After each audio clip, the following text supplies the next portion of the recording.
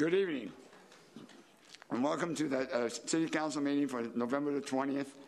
And this is City Council presentation. The invocation will be led by Pastor Orgio Pasquani from the West Covina Hills Seventh-day Adventist Church, and the Pledge of Allegiance will be led by Council Member Corey Warshaw. Would all please stand?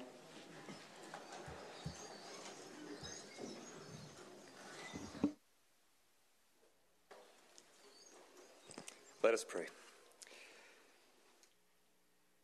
Lord, at this hour we've gathered in this place to talk about the business of this great city.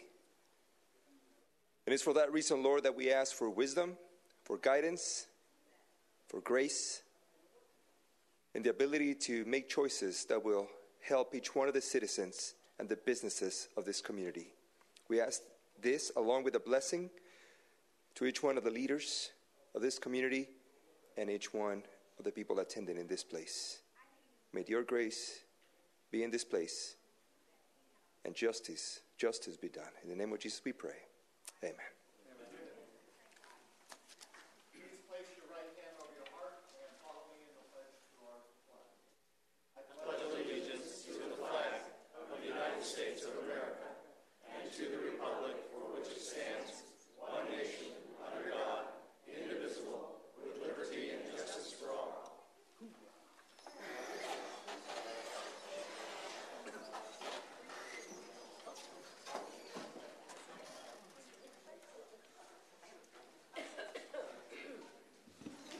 We'll give her a second until she gets down here. Roll call, please.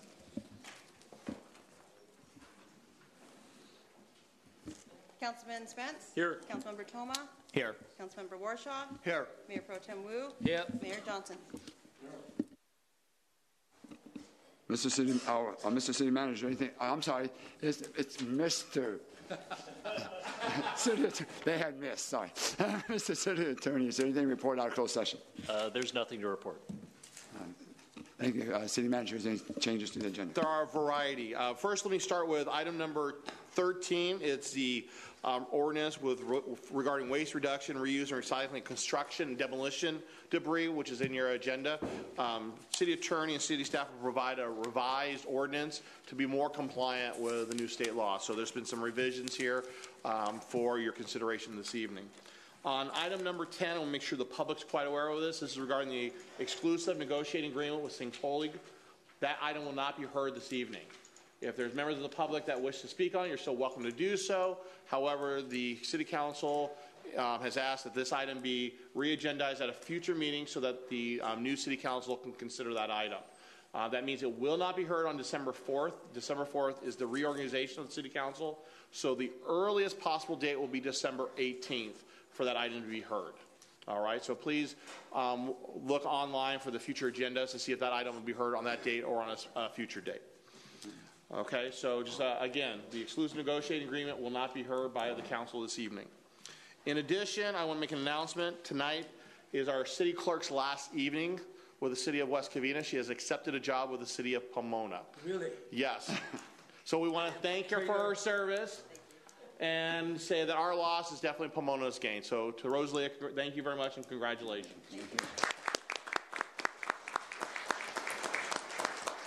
So in the meantime, Miss Bresciani will put on another hat.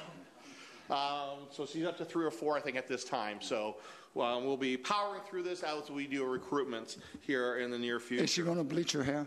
What's that? Will she bleach her hair? We're going to go darker. No, she's going to pull it out. Some of us already have, but yes.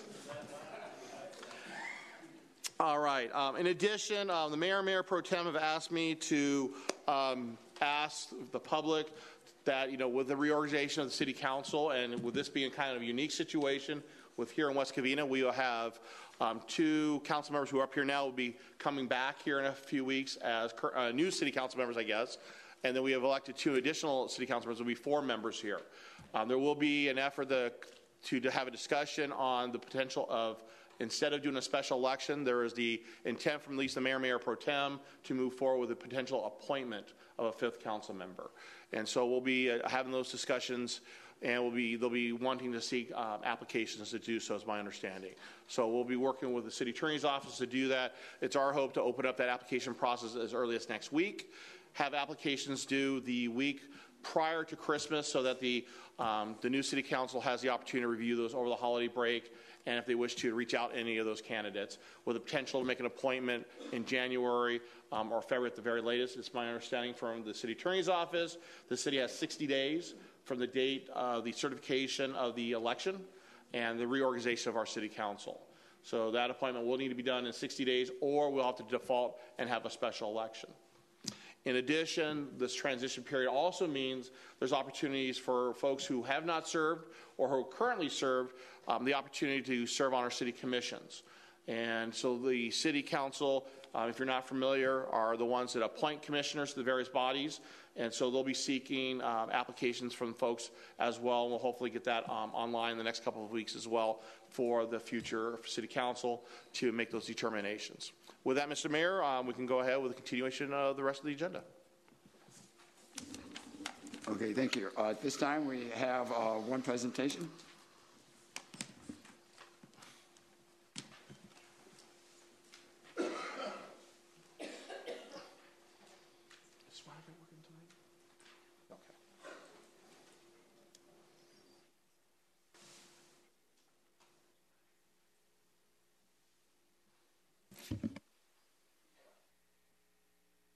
Oh, this week is for the Small Business Saturday Proclamation. Never could pronounce that word. Excuse me. It's for November 24, 2018. Well, I guess I didn't give the speech on it, but I'm going to let Karen do it from the community service and let her talk about it. As Mayor Johnson mentioned, this Saturday is Small Business Saturday. It is an American shopping holiday started by American Express to promote and support local small businesses throughout the United States. Small Business Saturday is held on the Saturday of after Thanksgiving. It not only seeks participation from small businesses, but also encourages the community and residents to shop local and shop small. We encourage you all to participate in Small Business Saturday this week and support our local small businesses. And I guess I'll present you with this proclamation, okay? Let's get a picture taken.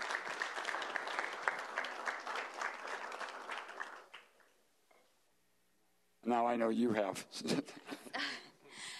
In addition to the proclamation, so we have some participating businesses in the city, so please visit our website at www.westcovina.org.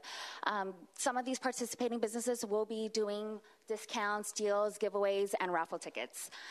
In addition, this past summer, the city conducted our third retail survey, and as part of the survey, the community voted for their favorite local small business. And tonight, we would like to recognize the Salad Box, formerly Elements Natural Foods, Bun Street, and Cherry Blossom Nail Salon as being recognized as West Covina's 2018 local favorite small business.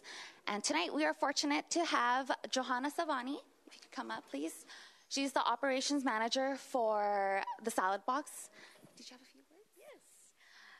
Hello, everyone. My name is Johanna Savani, and I'm the operations manager of the Salad Box, formerly Elements Natural Foods. I wanted to thank you all for honoring us. We are so proud of being West Covina's very own Salad Box. The owners, Susie and Gilbert Gonzalez, could not be here. They are with their kiddos for a school event.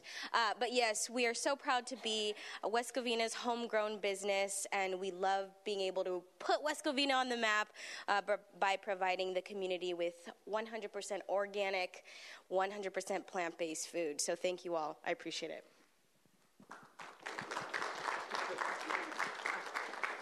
And we would like to present you the certificate from the city congratulating the Salad Box for being recognized as West Covina's favorite local small business. And remember to shop small this week.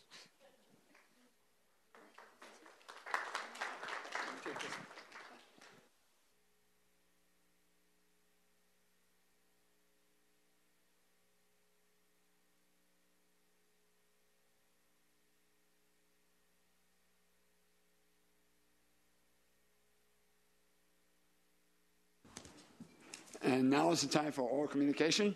Anybody that wishes to speak, please fill out a yellow card and give it to our assistant city clerk for the last time, and she will call your name up. Our first speaker this evening is John Shoemaker, followed by Herb Redholz.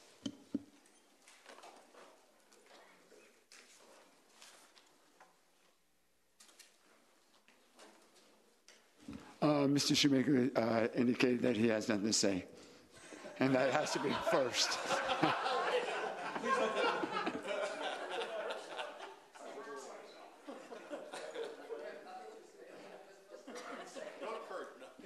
Who's next up? Okay, we have Herb Redholz, followed by Eliza Sauer.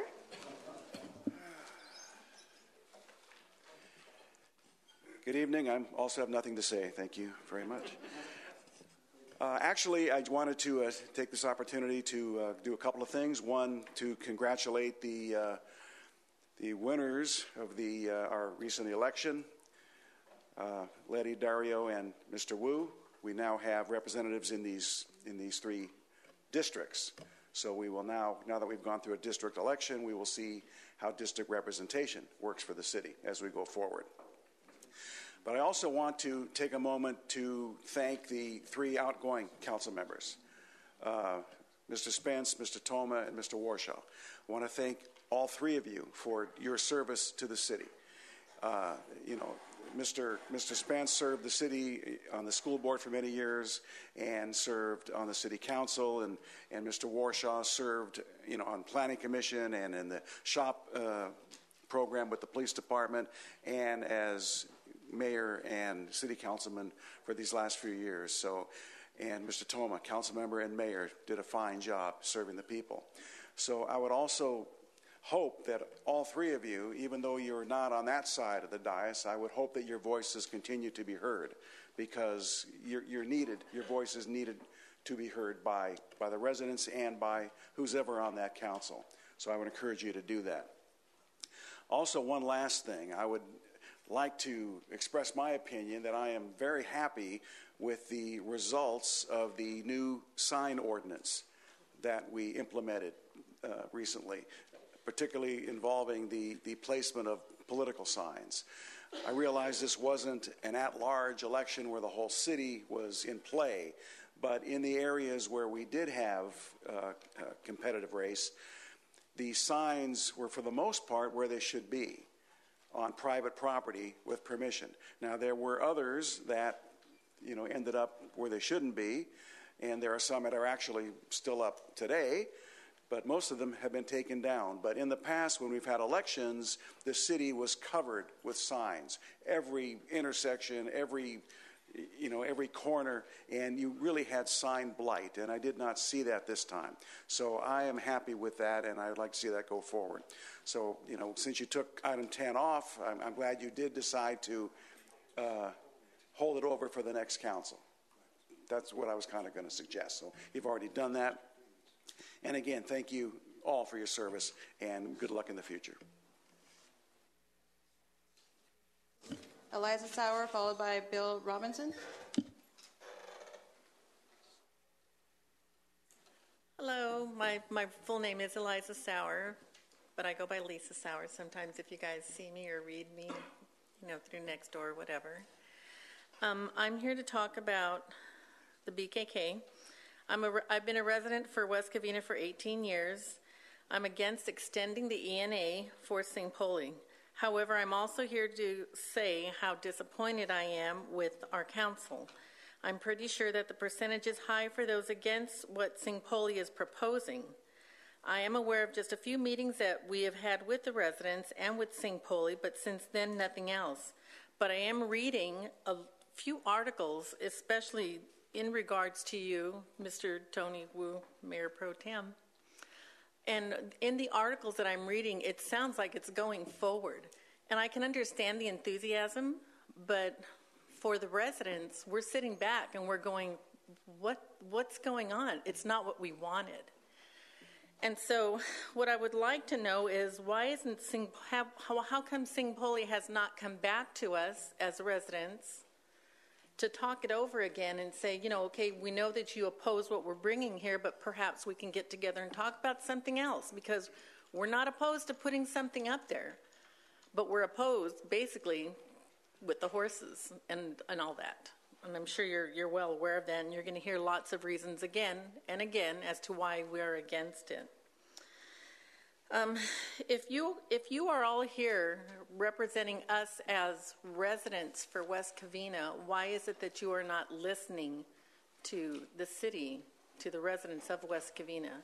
And I would leave that for the two that are staying here, that are remaining here. But for the new council that is coming up, I hope that they learn after they hear some of us, the other residents, come up to speak, that they need to. We would also like for them to listen to us also. We would like to work together with the council. We're not against you guys. We voted you in. We voted the new ones in. Just let's work all together to get this done.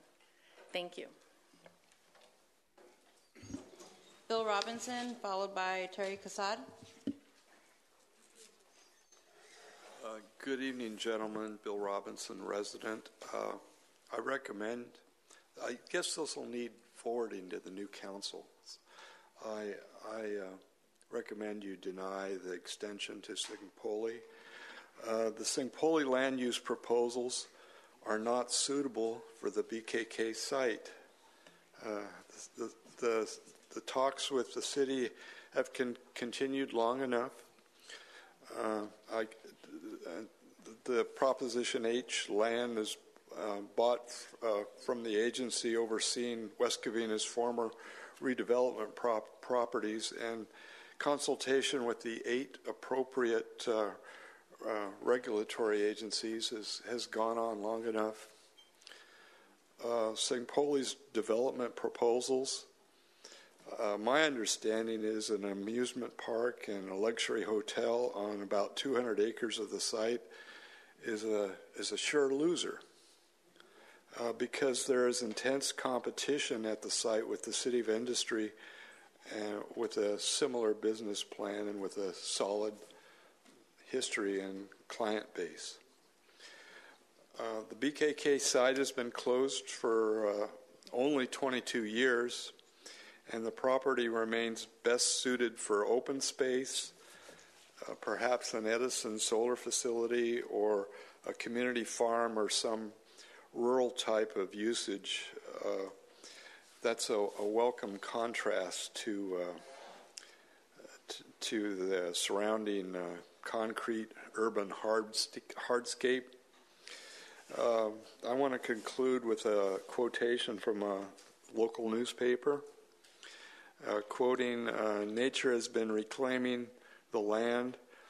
The 500-acre former landfill site is open space and habitat that directly connects to open space and habitat in the adjacent city of Walnut.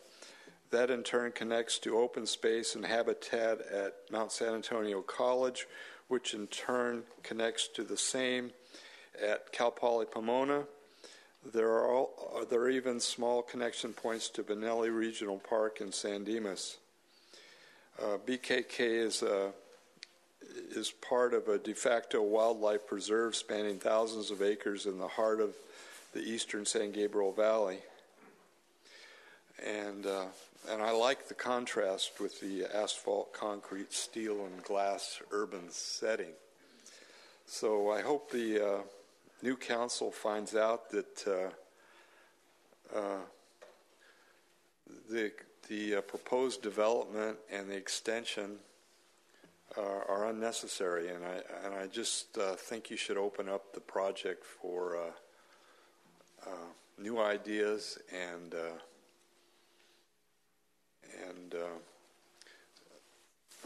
possibilities. There's hundreds of possibilities for that land, and I've suggested a few, but the Singpoli project has gone on long enough. So I've got got a minute and 30 seconds left, and I'll see you later.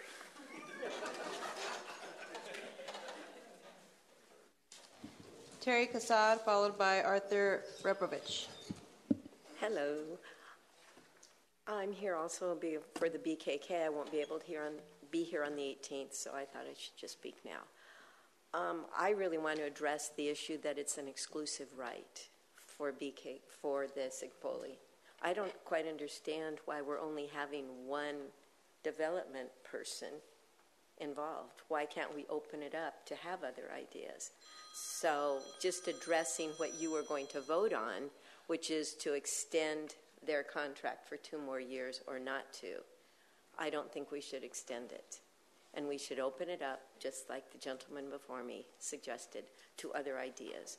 Because nobody else can offer any other ideas right now. Nobody else will touch it because they have exclusive rights. So we need to open it up, and that's what I want to address. Then we can address what we're going to do with it. But first we need to hear other recommendations for the land. Thank you. Arthur Rebrovich, followed by Ray Edmondson.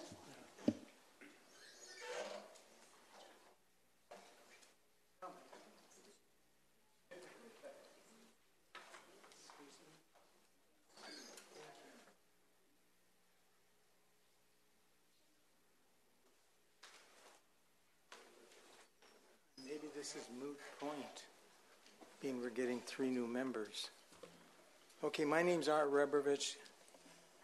Good evening, council people. And of course, like probably most of the people, I'm here to talk about the BKK Sigpoli. And as you all know, I'm sure that originally was zoned residential use. And past city officials granted it a zone exception for the trash, for household trash. And it became a whole lot of things other than household trash, including apparently a lot of hazardous waste.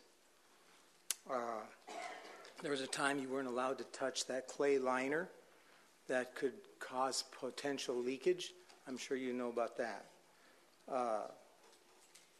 When the BKK and I came to those meetings originally, proposed, and there was Mr. Herford and Mr. Toohey, I got them together. Any event, they led the way to the closure of the BKK.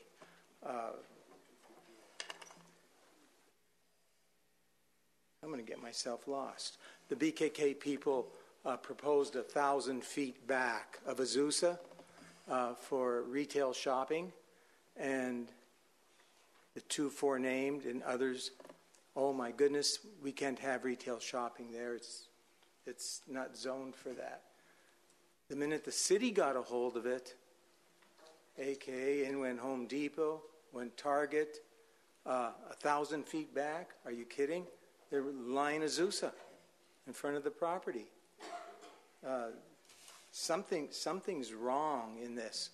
The BKK contributed I think it was around $4 million to the coffers of the city to run the city.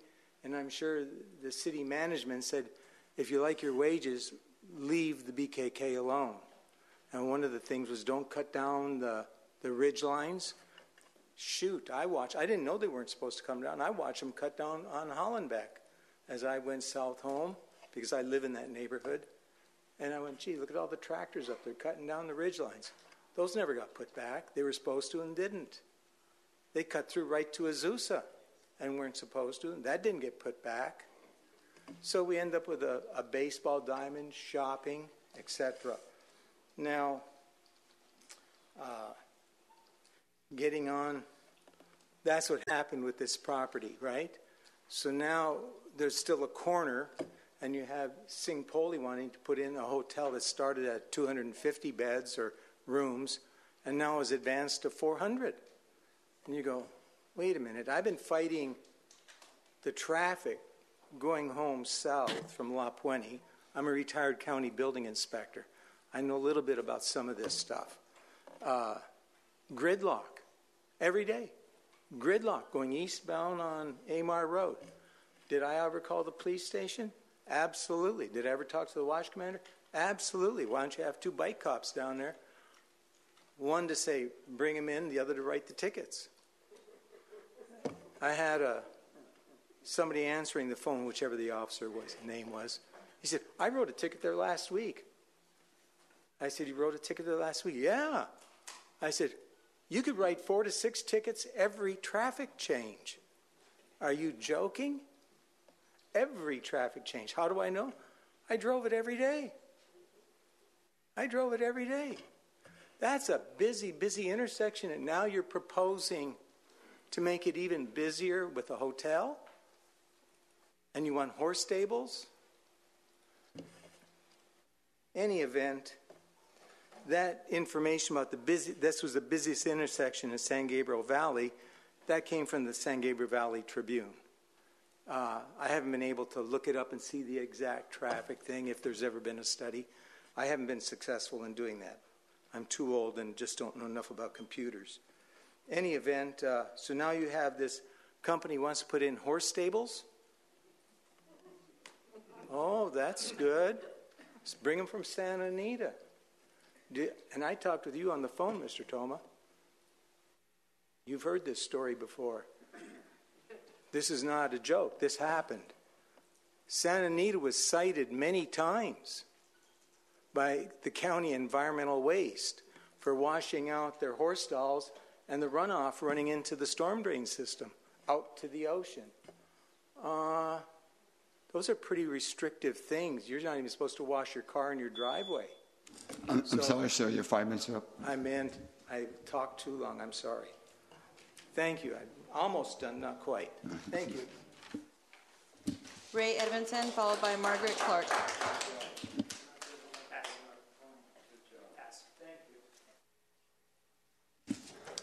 Margaret Clark, followed by Brian Jobs.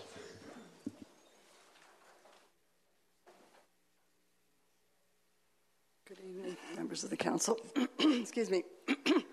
I'm Margaret Clark. I'm Mayor Pro Tem in Rosemead, and I'm seeking your vote for the Water Quality Authority. I have served on it for many years and then was the alternate. And we were formed for overseeing the groundwater cleanup, the contamination of our precious basin. And we get most of our water from that. And so I would like to be back on as the board member. As you know, I'm very involved in environmental issues on the federal level. I'm on the National League of Cities Energy Environment Committee. On the state level, I'm the California Environmental Quality Committee. On the regional board, the body, the SCAG, I'm on the regional council and the Environment Committee, and the Council of Governments, I'm on the Water Committee, and I'm very involved, passionate about environmental issues that are done right, and unintended consequences I want avoided. And you may have heard this before, but we need to be out there screaming and yelling at the regulators that they do it right, because the biggest I told you so of my life was in the mid-'90s when the Air Resources Board wanted to clean up the air, and they mandated MTBE in the gasoline. And we told them, I met with the gentleman from CARB, and I said, this is going to get into the groundwater. The scientists said it moves faster than water. It's going to get in the groundwater. Oh, no, we're going to double line all the gasoline storage tanks and shore up all the pipelines. Well, guess what? If you Google it today, it may be more. $30 billion wasted that could have been helped the environment. So that told me that the regulators aren't necessarily listening to each other, not talking to each other. So I want to be your voice on the environmental issues that are facing you. And my opponent, my friend, Valerie, she has plenty of time to be on the board. I would like it for this 4 years. And I have contacts with people on different boards. The Regional Water Quality Control Board, I served with Deb Smith. She's the CEO, many years on the Watershed Council. And so I have contacts with her, Madeline Glickfield, Irma Munoz with the stormwater issues, with the state board. I've known the CEO of the State Water Board, John Bishop, and his wife before they were even married, and they have a 17-year-old daughter. And Wayne Nastry on the AQMD is the CEO there, and he is a good friend of mine, and he's been involved in EPA Region 9 issues also. And one of the issues that I'd like you to, there's 13 cities that don't have pumping rights. I've been able to get 9 of them unanimous. And so there's 65 council members that vote on this. And so and 3 of the cities that I didn't get, I had 2 out of 3. So if you count it up, it's 51 council members out of 65 that support me, and that's 78%. So I would ask that you maybe defer to them. You don't really have to take a position on this, and if you deferred to them to make the decision, then they would make the decision of who is on this. So I would like you to realize that it's because you're such a big city that you have weighted votes, and it is what it is. That's the way in statute, but it really doesn't seem fair. But we have to live with what we have. But I would ask you to consider possibly. I'd like to have your vote obviously first, but if it wasn't possible, you could consider staying out of it and deferring to the other council members that have supported me, majority. So I don't know if this is on the agenda later, so I don't know if you want questions now or later, or how you do things. Wait, okay, all right, thank you. Brian Dobbs, followed by Jim Gribich.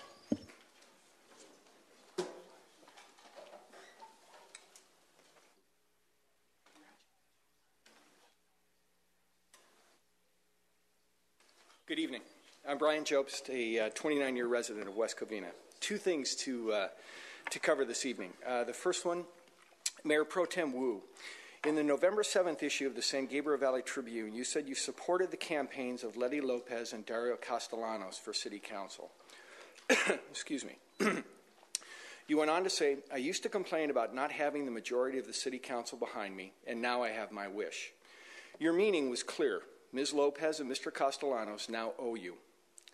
The basic expectation of every resident in West Covina is that each council member exercise independent thought and judgment. After public reaction to what you said, you then walked that back with the reporter. You said, what I meant was based on the newly elected city council members' professional backgrounds, I believe and hope that we can work together to improve our city. The professional backgrounds of council members Toma, Warshaw, and Spence have made for a better city council, not a lesser one.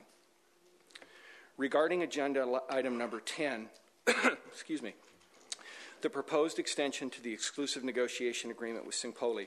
First of all, I'd like to thank council members-elect Lopez and Castellanos. They're both out in the audience. Thank you. Appreciate you hearing these comments from all of us. Please simply allow the agreement with Singpoli to expire. Do not extend it. Do not ever bring it back to the City Council. Singpoli has now had over 2 years to look at this property and figure out what they want to do. They have not made any efforts commensurate with the complexity, risk, and challenges of the site they propose to develop. I suspect that most of you already have your own concerns and doubts about Singpoli, and I urge you to please listen to those. Also, and this is key, at some point in the future, Singpoli is not going to magically start conducting itself any differently than it already has. Companies simply don't work that way. You're already aware that there are other potential options for BKK that might be better for West Covina. The agreement with Singpoli is preventing any meaningful discussion of those options or work on them. The city itself cannot ask for other options. It cannot explore other options without violating the Singpoli agreement. Here's another example of what I mean. Newly passed State Proposition 68 provides grants for improvements to open space and parks, amongst other things. BKK land is zoned as open space. Every one of you, all 5, have been unanimous. You have said at one time or another, you want trails up at BKK. Not a single resident has opposed trails up at BKK. The city of West Covina cannot apply for Prop 68 money for BKK lands because we are handcuffed to the Singpoli agreement. Can't do it. Please listen to your own concerns and doubts. Listen to the residents that you serve and stop doing anything with Singpoli. Finally, if Singpoli is really interested in moving forward at BKK, there is absolutely nothing preventing them from doing so without an agreement in place. Thank you.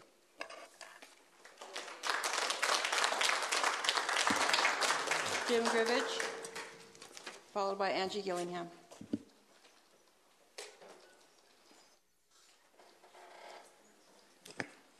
Jim Grivich. I'm actually here to speak about something different. The Budget Committee that's on the end of the agenda. I have a couple of issues with the proposal as it was stated, and I wanted to make sure the Council was aware of those issues. One was I don't think the membership structure is appropriate. I think if the Council does decide that they want a Budget Committee, that it should be in the same structure as is used for the commissions.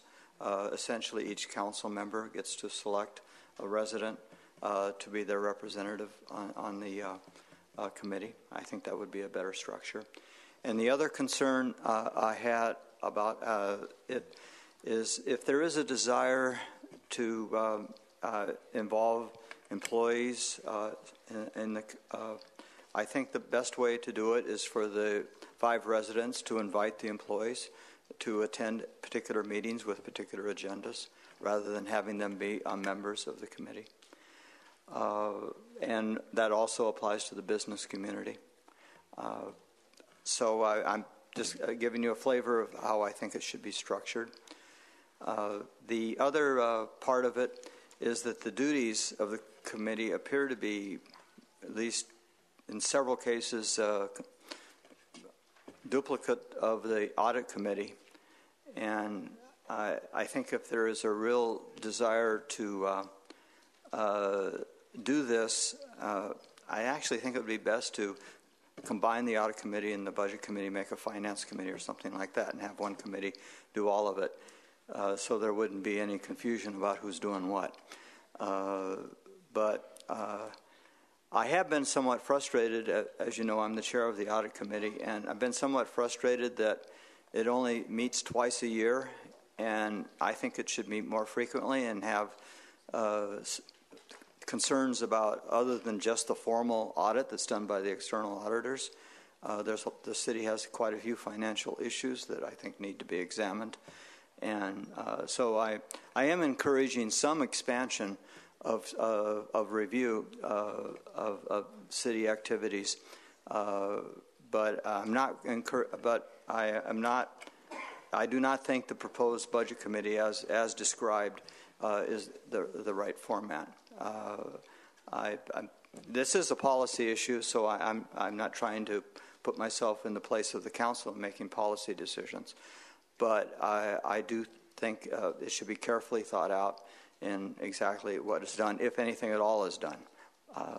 But I think I've tried to make my point that we do need some additional oversight on the financial activities of the city. That I agree with. It's just the structure of this particular proposal I don't think is the right one. Thank you. Angie Gillingham, followed by Valerie Munoz. Hello, everyone. I am here also to address Mr. Pro Tem, Mr. Roux, on the article written on November 7th. I was extremely concerned when I read his statement to the paper that he got his wish, and now he has the majority behind him. It was no secret to the public that he supported both candidates who won in District 2 and 4. Moving forward with any such wish as the Sempoli development without the consensus and the consideration of the residents in this city is not what I call good governing. All councilmen and women, when elected, are sent to training so that they know what is ethical and not ethical. No councilman is to influence, intimidate, promise of reward, or any dishonest means which would be punishable under the law. I would urge the 2 newest council members to be independent, as they stated they would during campaigning. Well, secondly, I'm here also to support or to oppose the ENA on Sempoli, but I can't say it any better than Brian Jobst did. But I do hope that you understand, with all the individuals that are here and the letters that you've received and the emails, that it is very important that we get as fully informed and educated on the known potentials and the issues related to the BKK.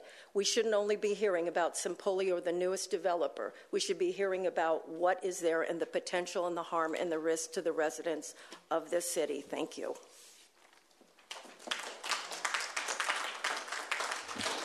Valerie Munoz, followed by Phil Kaufman.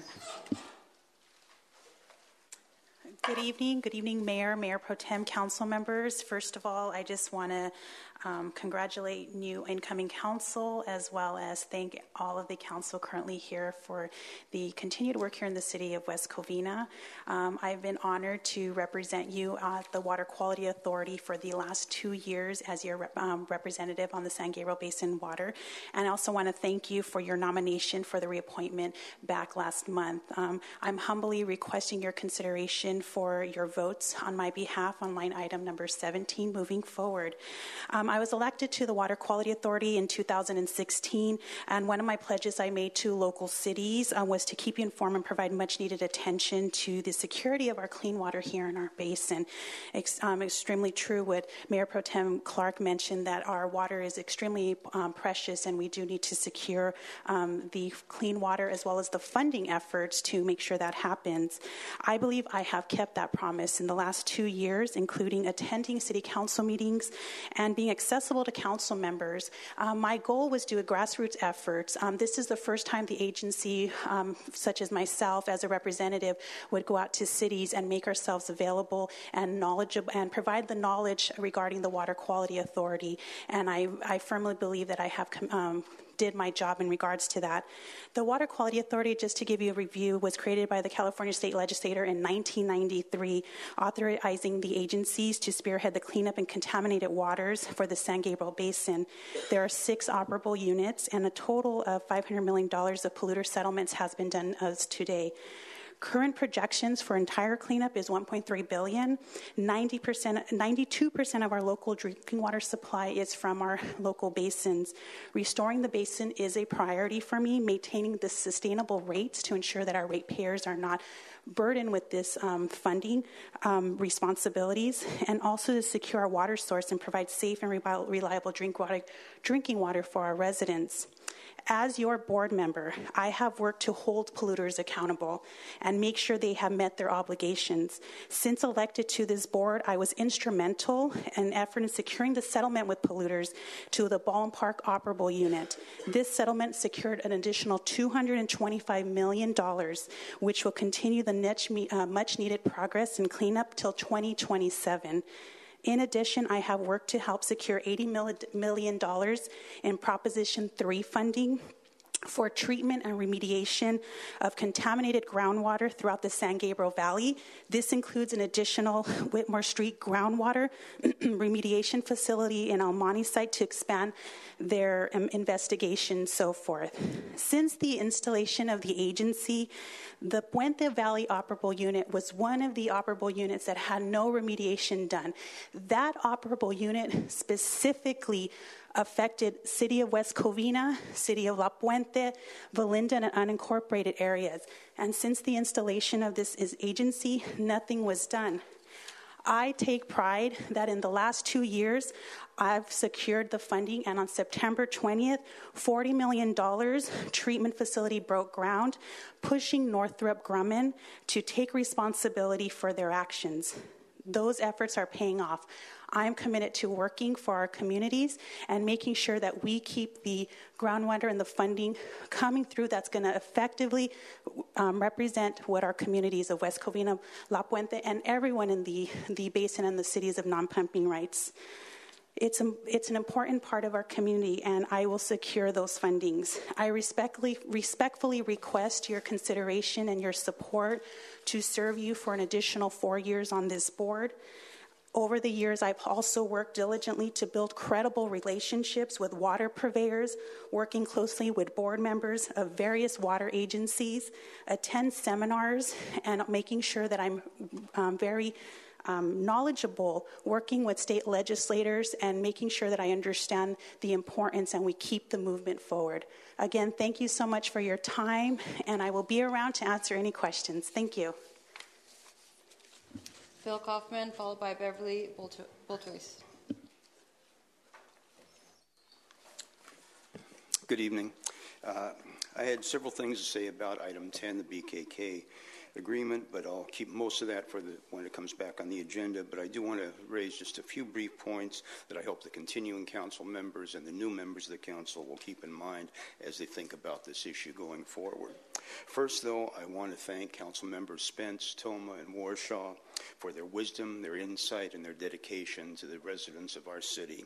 Each in your own way, council member Spence, you will all be missed. Speaking of elections, we just had a city election in which we had 5 offices up for election. Each one was a competitive race between 2 or more people. In fact, one was a smorgasbord of people. Each candidate had a competition, and they did their best. They were out there working day after day to get the most votes to convince the people that they had the best plans for our city. How does that differ from developers trying to convince a city government that they have the best plans for our city?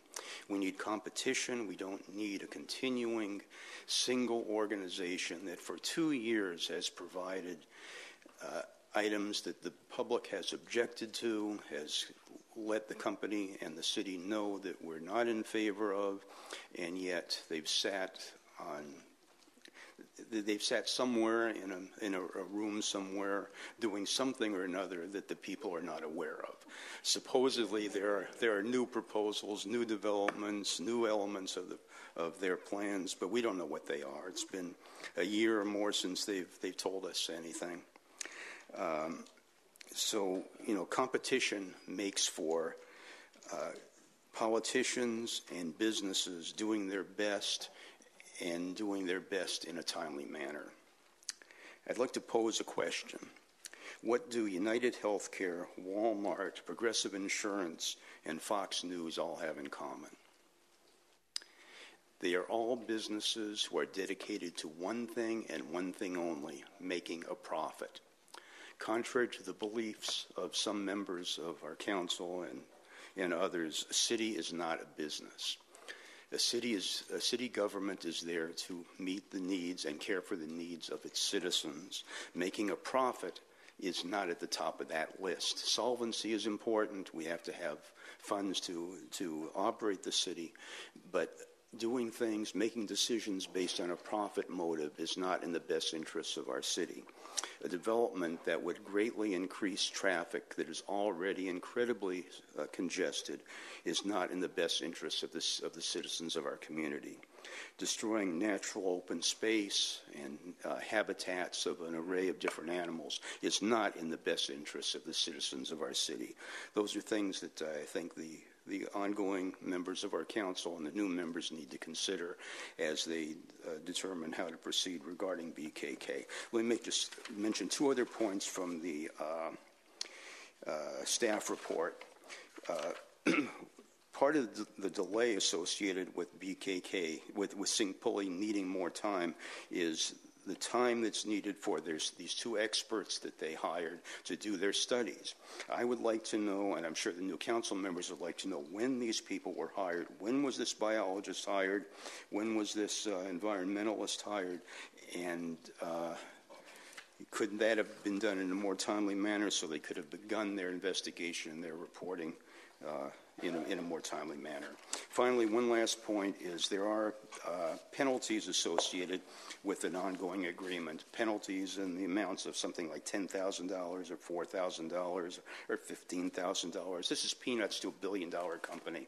If we're going to get the benefit of an agreement, if it is continued going forward, these fines, these penalties for noncompliance with their time deadlines should be $100,000, $200,000, not a couple $1,000. Thanks.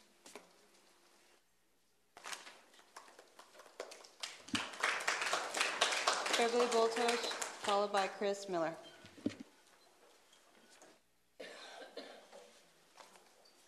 Good evening. I too would like to thank Mr. Spence, Mr. Toma, and Mr. Warshaw. You've been honest men. You've done your really hardest. You've come here every time and you did a good job. Thank you. My name is Beverly Bolthus. I come to speak on the BKK landfill issue. My message is short. Speaking is not what I like to do, but we have an issue here that will affect the whole community for a very long time, and I feel very strongly about it. Those of you who are to decide on the BKK extension need to listen to the people that know what they're talking about. People who are here before you, people who have long watched the issue up in the Heights, and especially those who have made a lifetime study of environmental issues. There were 2 emails just recently, one from Forrest Tennant and one from Mike Miller. I know both men. And we should be listening to them. We should be listening to more Mr. Millers and more Mr. Tennants and Mr. Jobst, who is right here tonight, who has very good ideas on this. To continue to automatically give this company, Simpoli, the exclusive rights cuts off all other options. A hotel, a racetrack, even if allowed, will take years and years to develop. Azusa is a main thoroughway. It is already loaded. It's in my neighborhood. I know. I drive it a lot. I shop at the Heights, and it's got enough traffic right now. Simpoli hasn't begun to do the studies and pass regulations, and they are tough ones. They say they need more time. Well, what have they been doing in the last 2 years? We should not extend their ENA. I don't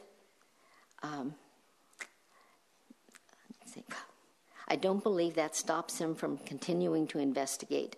This is America, and everybody has a chance to try for this property, for the ideas to use it. It's a great piece of land. You are being prompted to listen to quick money talking. Please don't be led by the thought of instant money. West Covina is already in serious debt, and that has come directly from personal greed and self-ambition. Not you guys, but before you, but that's where it came from. It's like being told now that we can put a hotel up there. Hey, there's gold up there. Would you all go out and get a shovel and tent and start digging for gold? I mean, this is ridiculous. The hotel isn't there, and it's not going to come. For certain people, to keep promoting an easy money fix is wrong, even if there are always ones to listen. Our financial mess has to be worked out the hard way, and we all need to recognize and work at it. Thank you.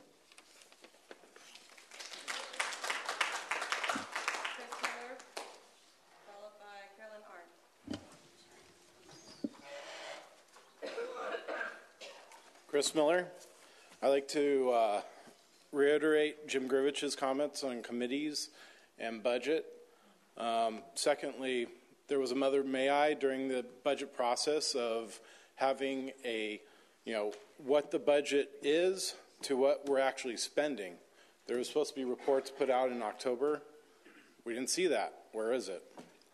I find it ironic, that the city is celebrating Small Business Saturday when not too long ago we nearly missed losing Glendora Avenue to a lawn and putting those small businesses out of business.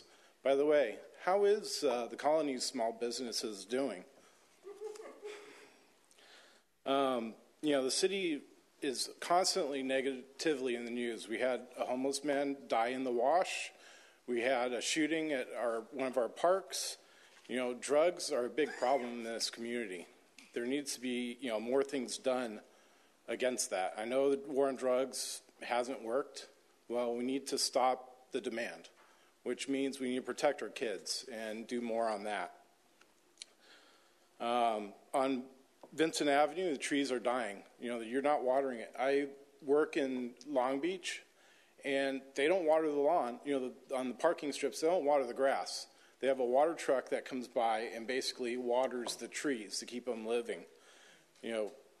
There's other areas where it looks like the trees aren't doing so well, such as Badillo, the big pines we have.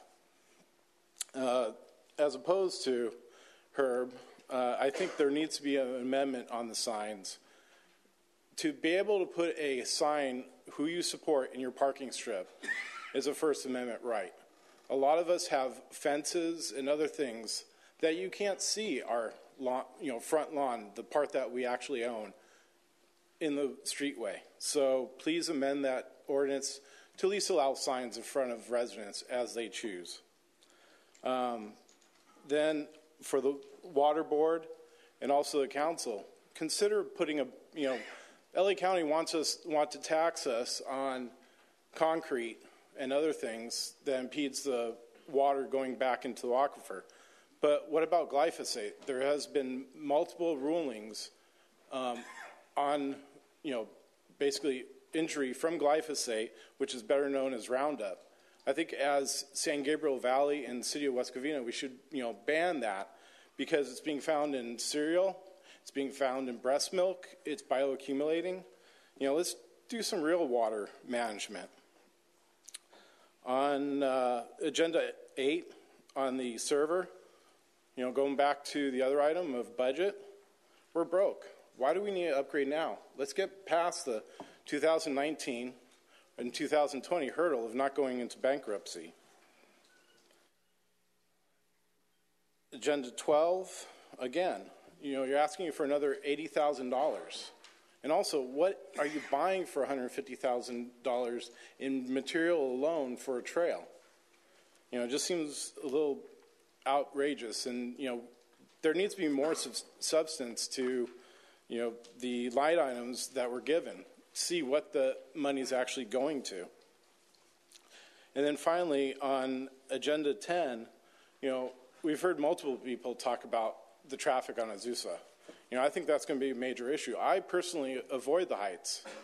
I, go to Eastland. When I need to go to Shadow Oak, I take either Lark Ellen or Valinda. I never go on Azusa because it's a pain. Another item is our rates are going to go up for electric. Why not put a solar field there? Do a partnership with Cal Poly, who by a state mandate has to go carbon neutral, to work together with some kind of storage solution. So that way ratepayers can pay into it in the city of West Covina, get benefit from it during 4 to 9, and sell, maybe half and half. Half goes to the colleges and half for the energy goes to us. So that way we have a lower rate, because on peak is going to be basically Saturday through Sunday from 4 to 9. There's no reprieve. So when you get home to a hot house, you're going to be paying a lot more to cool it. Thank you. Carolyn Arndt, followed by Mark Smith.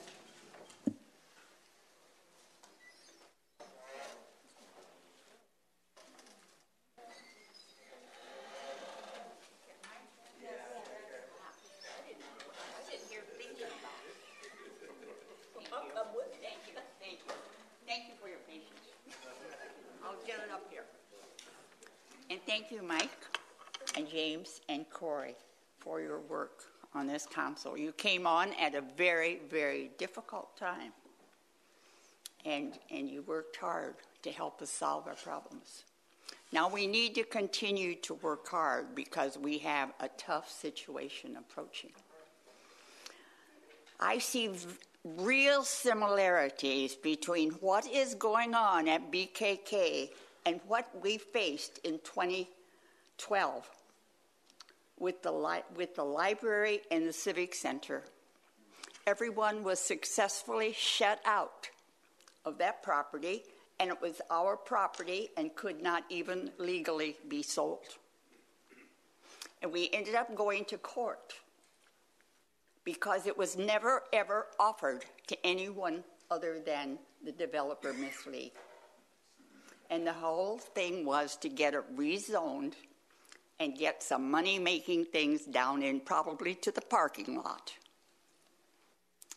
And we did win in court. But the taxpayers lose. And it was a lot of money that we lost because of the deal that was done $1 million was paid to Ms. Lee. Our attorney who worked for us pro bono was paid from our treasury. The attorneys from this city were paid from our treasury. We can't afford those kinds of mistakes. And so we've got to think about this hard and seriously. WCIA is going to begin a series of educational presentations by Brian Josh. The first one is coming up next Thursday. Each of you at some point should be there to hear his presentation. He has done his homework. Today in the USA newspaper, on one of the sites where there is toxic waste, hazardous waste, there was an explosion, 1 death and 2 injuries. We don't need to invite that kind of trouble here. We know from the fires that having one access road does not work. And so we've got to think of that.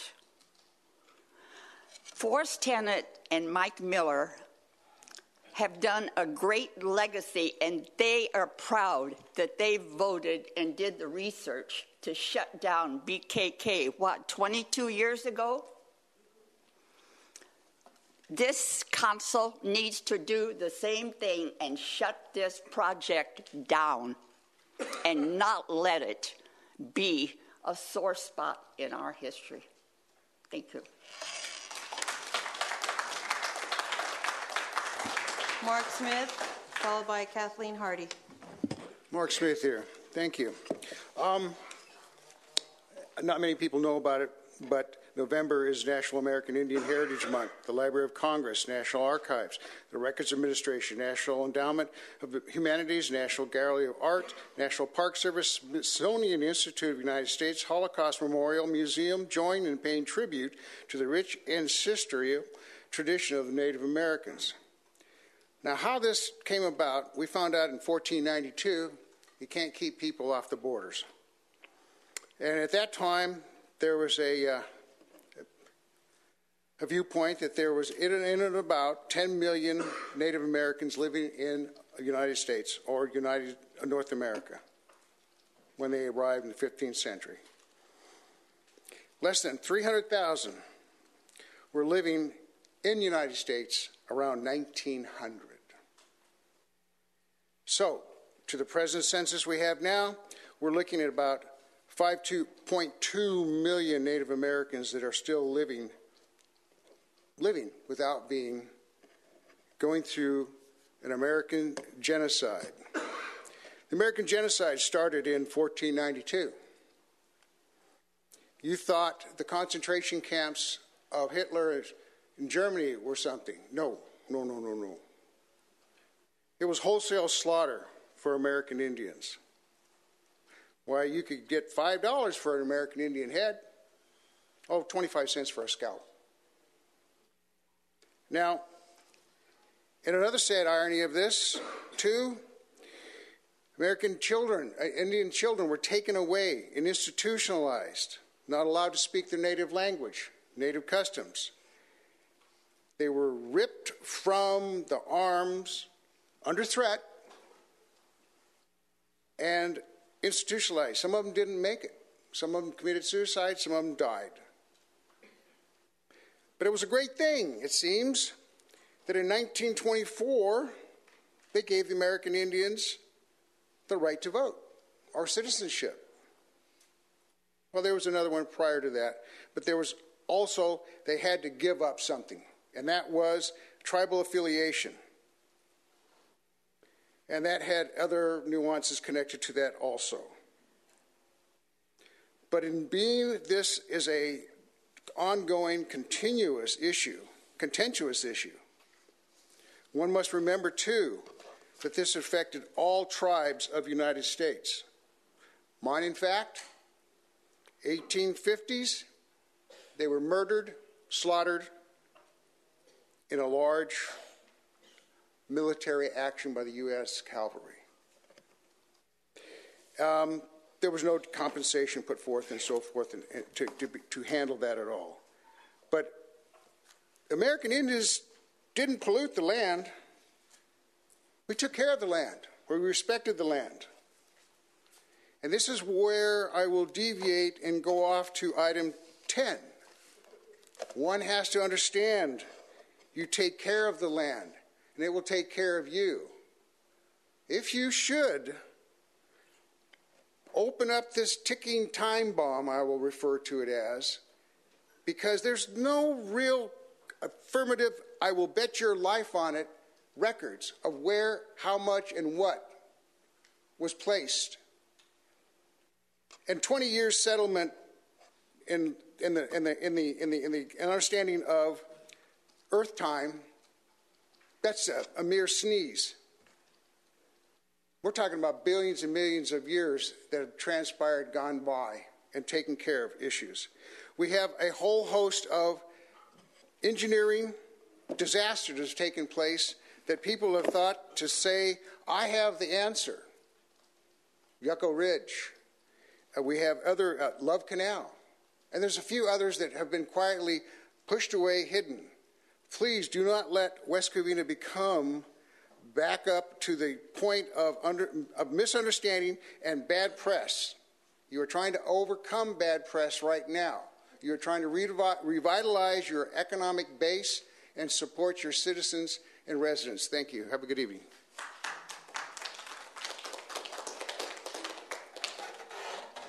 Kathleen Hardy, followed by Brian Tabatabai.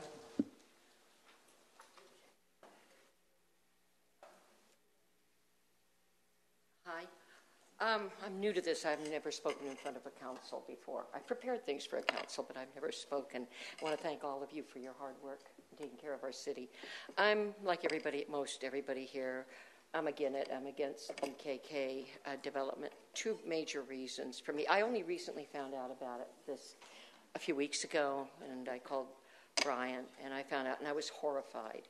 Number one, it immediately hit me because I worked for the City of LA Bureau of Sanitation with those who were managing Lopez Canyon and our trash collectors. So I'm aware of the dangers that can be involved with a Class 1 toxic landfill. And even 50 years from now, I can't call myself really knowledgeable, but very aware. So that horrified me in the first place. In the second place, I live in Aspen Village, 167 of us. We have enough trouble getting in and out of Aspen Village, particularly at certain times of the day. I cannot imagine the traffic that will come. Now, I'm a horse lover. However, think about all the horse trailers coming through and the solid waste coming out of there. And I can't even imagine the traffic. So I'm speaking for Aspen Village. I can't imagine any of us won't be directly negatively impacted by this development. I understand the need to get money for the city, but I think if we turn that place into a wonderful place for people to visit and to donate to, we could make money too, as far as from a nature standpoint, and people would support it. So this is my first time, and again, thank you all. And as I said, I'm again it. Okay, thanks a lot. Bye-bye. Brian Tabatabai, followed by Linda Packard.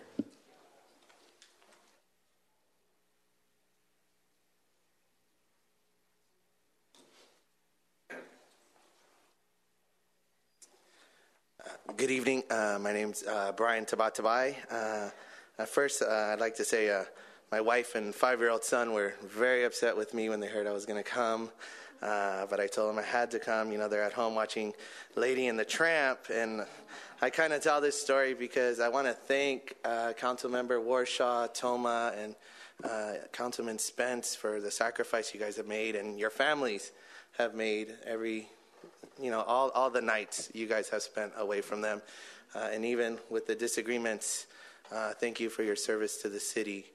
I'd like to start, and I'm quoting, and we've heard the quote before, but I think it needs to be said, going forward, I used to complain about not having a majority behind me, and now I got my wish. The full responsibility is on our shoulders now. I got my wish. Not the city of West Covina, not the citizens of West Covina. For the next 4 years, Mr. Wu, Ms. Lopez, Mr. Castellanos, you have to live, and that fourth council member who it seems we are not going to have a say in, and Mayor Johnson, you also probably don't have a say in it. We'll have to live with that quote. That'll be their legacy. Simpoli site. There's a legacy that this next council is going to give the city of West Covina. And I was remembering my senior year of high school. Our economics teacher showed us a documentary by this new documentarian. Probably not your favorite, Mr. Spence, but it was Michael Moore's Roger and Me. Yes. And the scene I remember, it was city of Detroit in the Great Depression. And their council and their mayor, they have this great idea to revitalize the city. And they decide, we're going to build this beautiful hotel, right, in Detroit, when hundreds of thousands of people are moving out. And we're going to build this beautiful amusement park, this auto world, where we're going to have the great idea of putting an indoor Ferris wheel, because everyone wants to be at the top of a Ferris wheel inside, right? And this great mall, and it's going to revitalize the city. And the mayor, he's giving his speech in the ribbon cutting ceremony, says, "This is a very exciting time for our city. We've got a chance to make big changes." This quote should remind someone of something. You think about that. Wow, they built a hotel on a dump, and they thought that would work. You're watching the film, and you're laughing, but you're crying because you're like, they really thought, right? But they were excited. They thought it would work. And they're going to build this amusement park to a dying industry, right? And people are going to come, and they thought that would work. And then I hear horse stalls for a sport that's dying, and a luxury hotel on a dump. And I think to myself, wow, who's going to make that movie so we can watch it and we can laugh and we can cry, because those people are still crying over that. So city council, new city council, that's your legacy. And you do have a huge responsibility. And Mr. Wu, I remind you of your quote. This is a very exciting time for our city. Our city. Don't forget that. Like, we won't let you forget this quote. Thank you.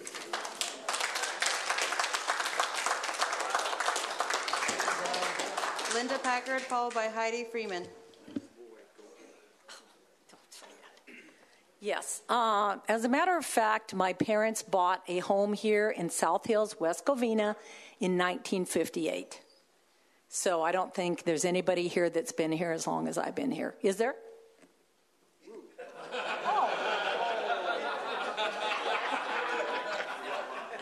Well, anyway. I came here from Irvine, which has 20% dedicated to open space. I have a property there in a very nice section of Irvine called Woodbridge. I don't know if you've ever heard of it, but it's beautiful. I would like West Covina to try to make an environmental change, to try to put some environment here instead of buildings. I live off of Azusa. Cars, more cars, people walking, people running in front of your car. They want to catch the bus. It's crazy. I can't take anymore. I do live at the property here as well. I'm kind of between the two properties. But I'm sorry, you've got to do something differently here. You've got this beautiful land up there that Brian's been telling us about. He has pictures of all these animals and plants and things that need to live, that are all going to die if there's a hotel. Okay, what about the smell of the horses? Have you smelled one horse? What about, how many horses? I'll be staying in Irvine, you know. So I really would like you guys to think about what you're doing, to think about the citizens, to think about the legacy, as people have said, of West Covina.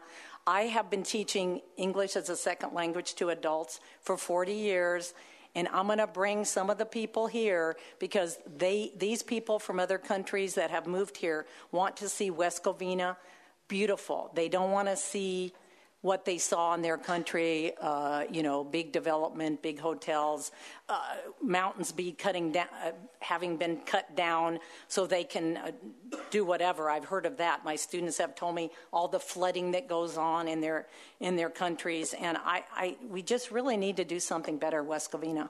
It's called the Diamond, isn't it? Isn't West Covina called the Diamond of San Gabriel Valley?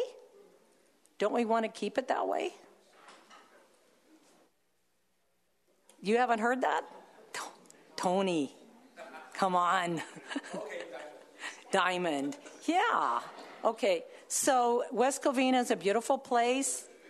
I mean, I've been around here all these years, on and off, went to college here and there, came back, but I'm back again, and I'll be at your next meeting, and I'll be coming every single time. So don't forget me. That's it.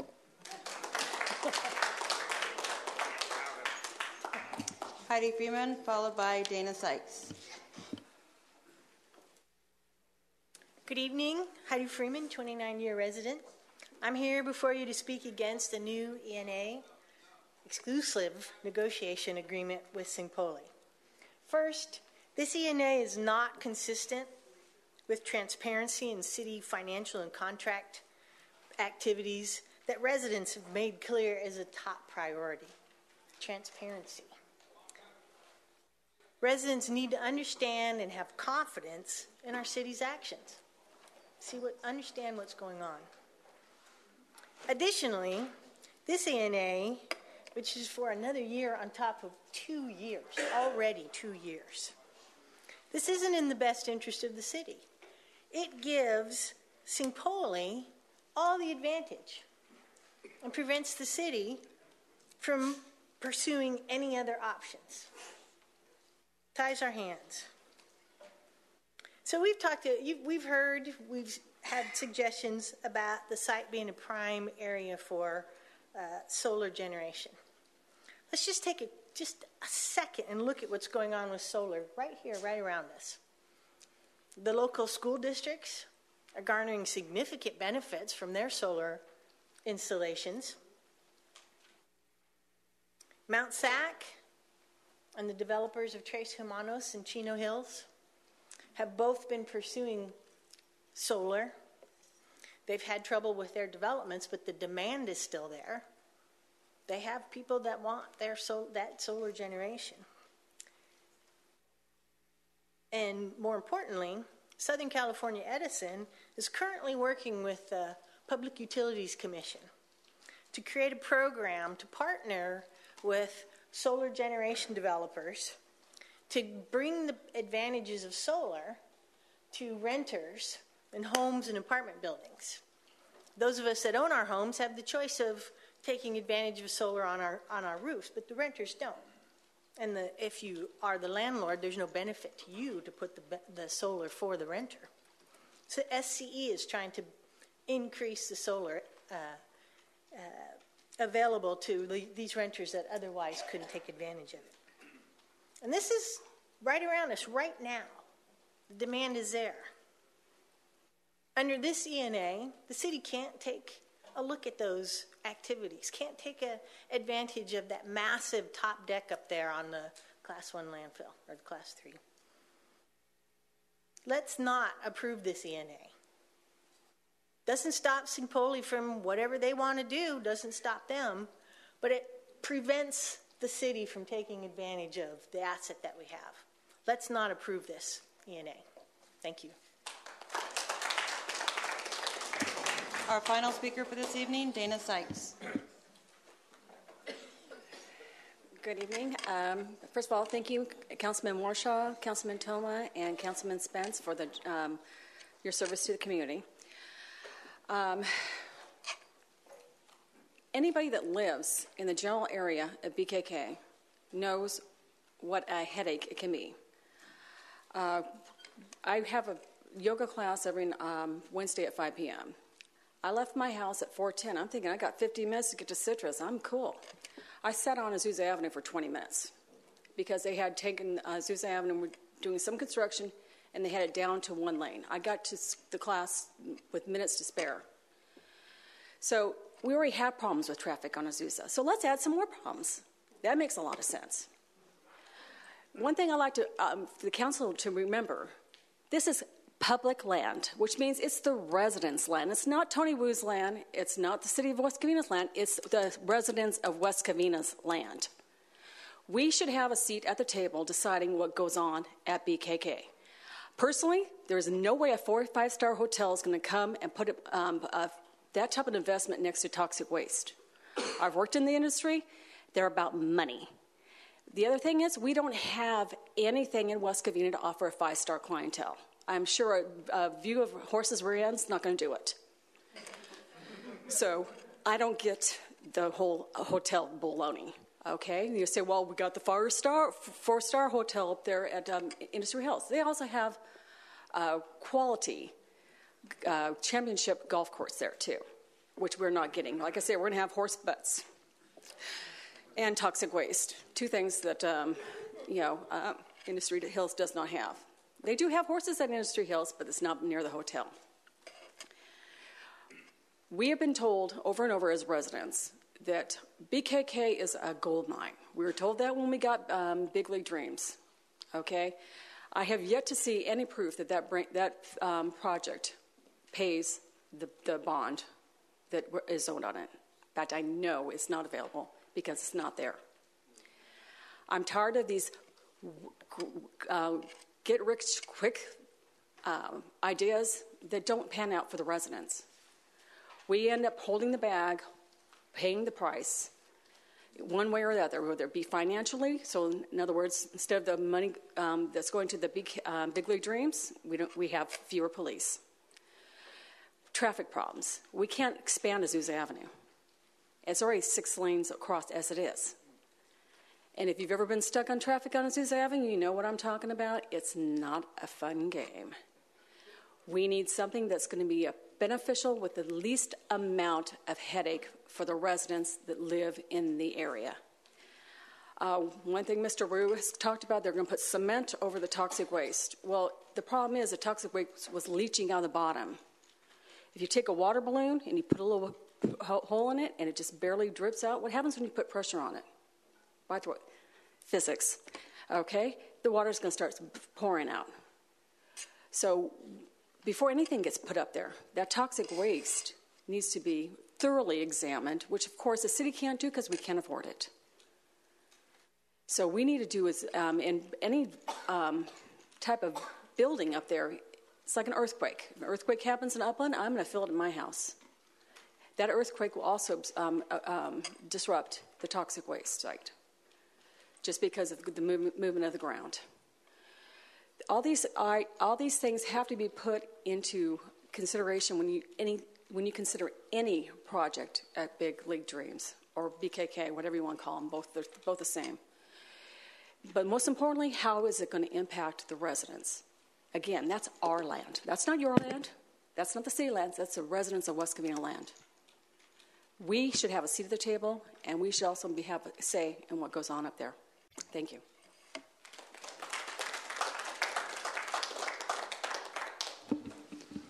That was the last speaker. Is there anyone else that wanted to speak and didn't put in a card? And if not, I will be closing the oral communication. Mr. City Manager, is there any comment on anything that was spoken? Thank you, Mr. Mayor. Yes, there's a couple items that we'd like to respond on staff's end. Excuse me. First, there was a comment about an update on the city's budget for the public, and that is due. We have a quarterly report that we'll be presenting to the City Council after the reorganization. So we'll be bringing that back to the City Council. There's also discussion about the overtime That was something that was part of the discussion in the budget, and city staff did say, yes, we would provide those updates. Just for the public's knowledge, we share with the city council that that has been delayed because we had some delays in the implementation of the staffing model with the police department. The change in the staffing model has been in place with the fire department, and we did so at the beginning of this month with the police department. So we hope to have updates to the city council in December to show that there has been reductions in overtime due to the changes in the staffing. So we'll make sure that that is shared at a future meeting. With that, that concludes our staff's comments. I think everybody else was talking about the BKK site, which we'll address at a future council meeting. Okay, at this time is for consent calendar, and from what I understand, we pulled item number 10. So I get a motion from the council for the rest of items on the consent calendar. Mr. Mayor, I move that we approve all other items on the consent calendar except for 10. I have a motion. You have a second? I'll second it. Okay, we have a first and a second. We have a roll call, please. Spence? Aye. Toma? Aye. Warshaw? Aye. Wu? Aye. Johnson? Aye. It passes a 5-0. I'm going to hold off for a couple minutes till we clear the room so we can finish. Let's take a 5-minute and then we'll come back. Thank you.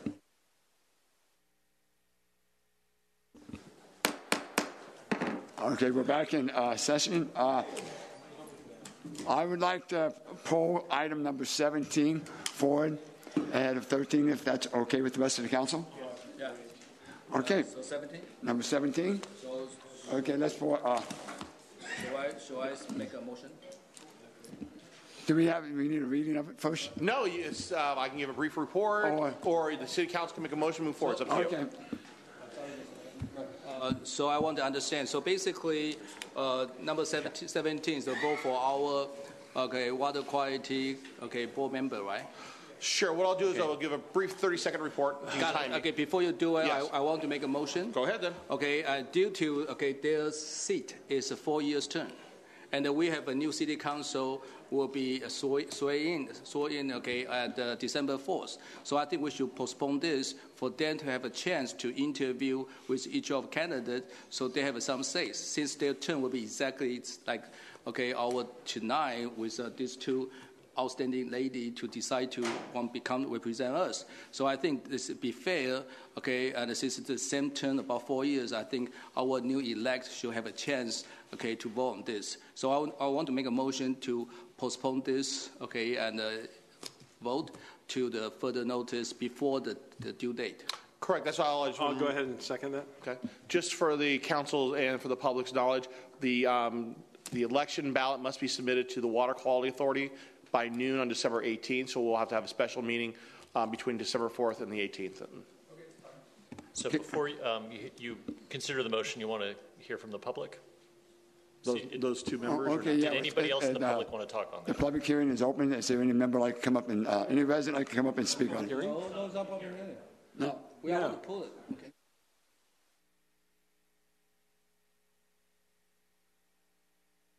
I just learned one of your procedures here. It's different than most other cities I've represented.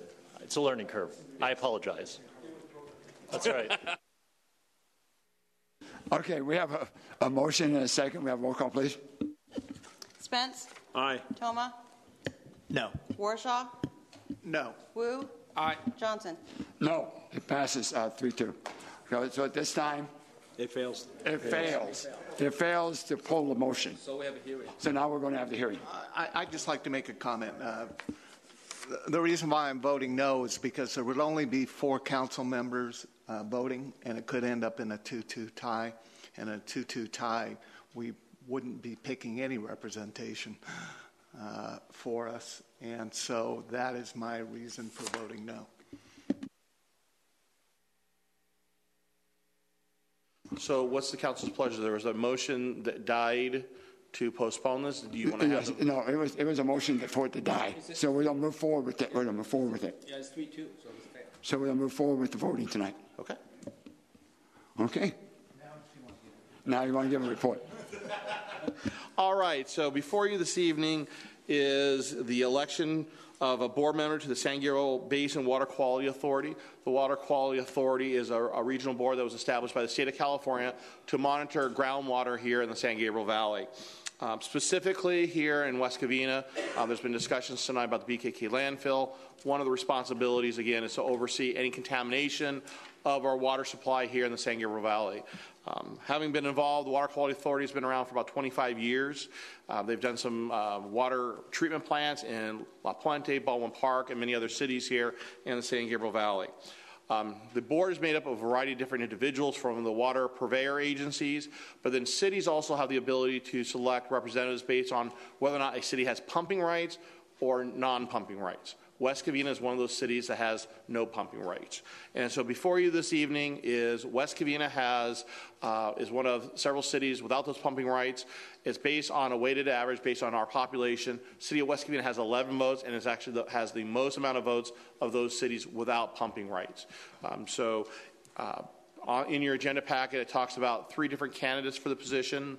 One of those candidates, is our understanding, has withdrawn their candidacy. So we have Councilmember Margaret Clark from the city of Rosemead, Council Member Valerie Munoz from the city of La Puente, who have both are candidates for this position representing the city of West Covina.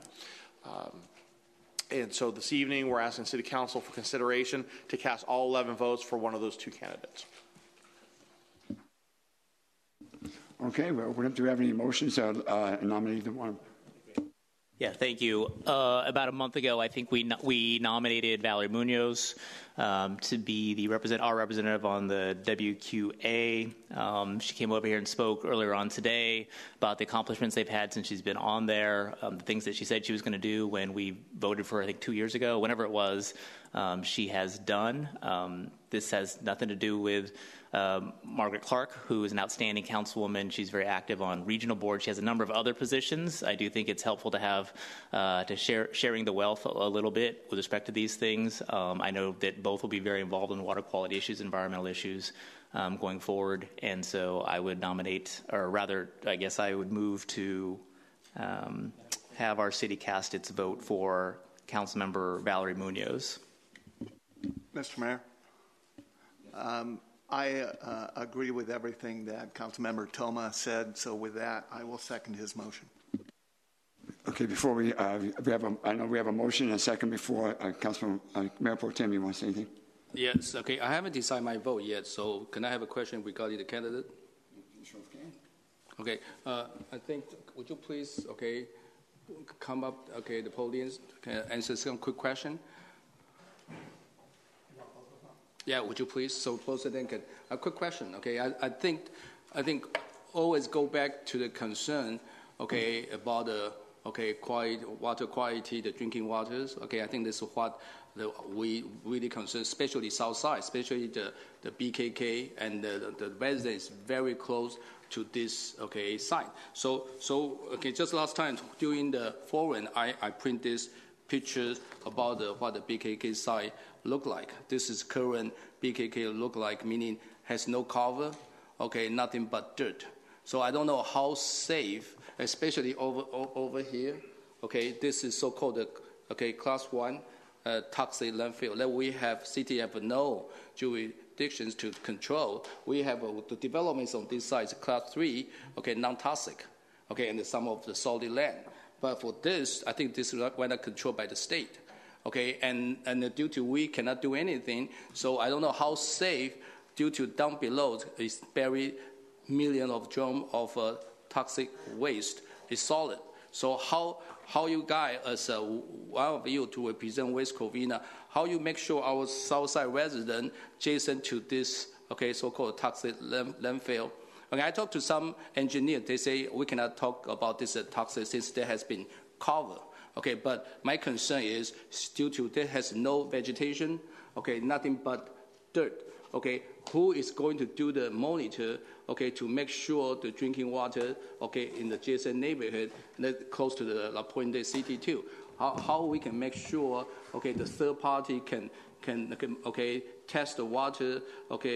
Make sure our resident, confident to drink the water or even water the lawn. My point is, when I was in the south side, talking to, hundred or thousand of those residents, some of them even put a filter on their water hose to water their lawn. So meaning they really don't trust, any water coming from the faucet. So how you address to our resident about when you become our representative to make sure our drinking water, especially surrounding about our BKK site, that they have a confidence to use those water.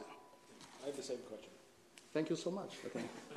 Do you want to go first? Well, the water quality is charged with overseeing the contamination, and there is monitoring going on right now. And when there are pollutants, if there are pollutants leaching into the groundwater, they will be taken out as they become drinking water. But the Water Quality Authority will go after. That's why we were created. I helped form it because we had so many pollutants in the groundwater, and we go after the PRPs, the third party, the principal responsible parties that have caused the contamination, and they have to pay. And so when Valerie was talking about the plenty operable unit, we were working on that for many years. And you find out who's done it, where it came from. For example, the perchlorate, when they were making the bombs for during World War II, nobody knew that it was toxic, and they were put the classic manner was to burn it in pits behind the factory, and nobody realized that when it rained it would leach down into the groundwater. And so we had to go after Aerojet, and they pony up the money. They have to.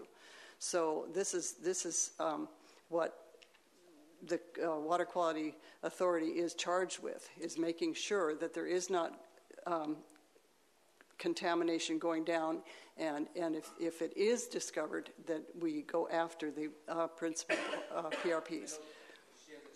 Sure.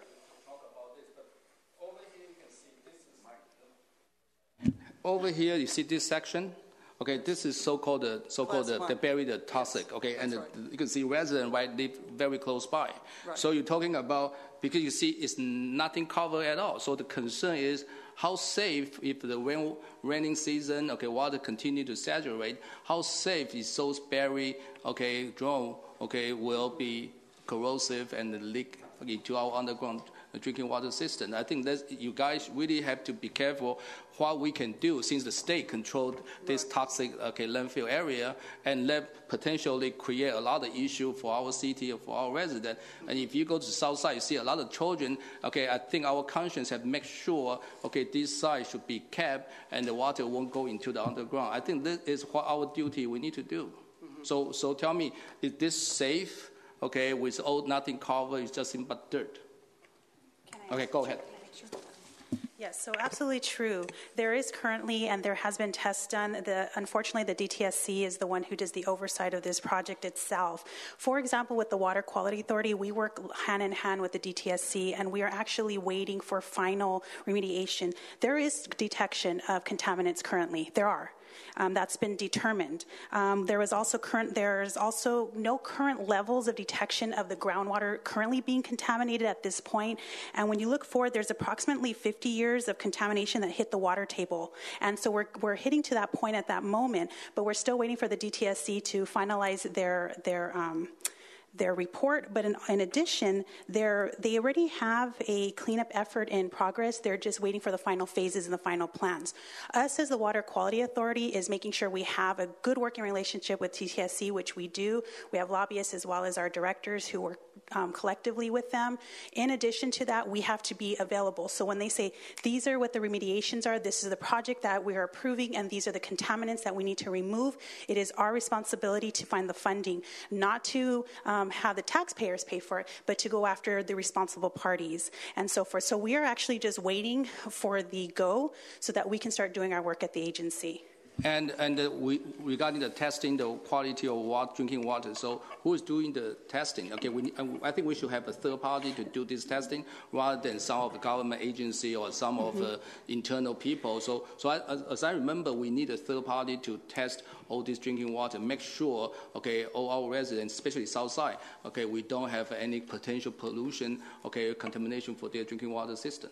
Yeah, so the DTSC has created these testings, and there are results. I don't know exactly what contaminants have been found, but I can get that information for you. But they have noted it as well. Just for example, with like the St. Pauli project, and currently there, what today was on the agenda was the extension till 2019, because currently there's still also reports and projects that are going on that they have to finalize, and the DTSC is still waiting for that. For example, you have the biologist who's doing the from the California Department of Fish and Wildlife. They are looking to make sure that there are the gnat catchers, the breeding season, so they have to finalize. So there's time constraints as well when it comes to this type of process. You also have the, making sure that there are also the biologists that are looking for the bloom season. So these are all going to play. To my understanding, and thank you, Mr. Mayor Pro Tem Wu, that I'm trying to get as familiar with the BKK and how the WQA is constantly working to ensure West Covina and all of neighboring, especially La Puente. You had mentioned it. I have a joint interest to make sure our groundwater is there, and I'm committed to that. So so right now, currently, you have a civil engineer that's been hired by St. Pauli, my apologies, to determine the stability of the top deck of the landfill, to determine grading requirements for this proposed project. And so these are all still reports that are pending, to my understanding, December 19th, and the extension and in March is when there's going to be a revised plan.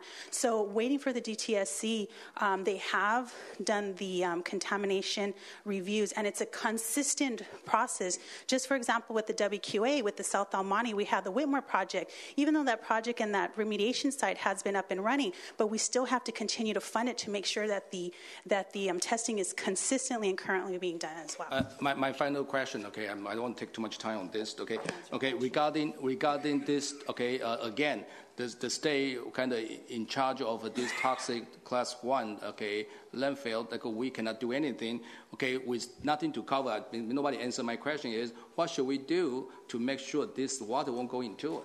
Okay, is DTSC have any suggestion to make sure, okay, that would be covered so the water will continue saturating into, and it's going to touch all those, okay, steel drum will be rusted, okay, and I think this should be addressed ASAP, because right now you have nothing but just dirt. Mm-hmm. Okay, nothing at all. Okay, so. And the DTSC is working on the final phase and project. So that's what we're waiting for at the WQA. So that's in the final phases to do the oversight. The DTSA has the ultimate say on who will do the oversight and the project remediation, and that's in the final phases. Since you have a DTSC connection, my point would be, how about air, okay, quality? Because due to this is nothing but dust. So when the wind blows, all this dust will go to people's home.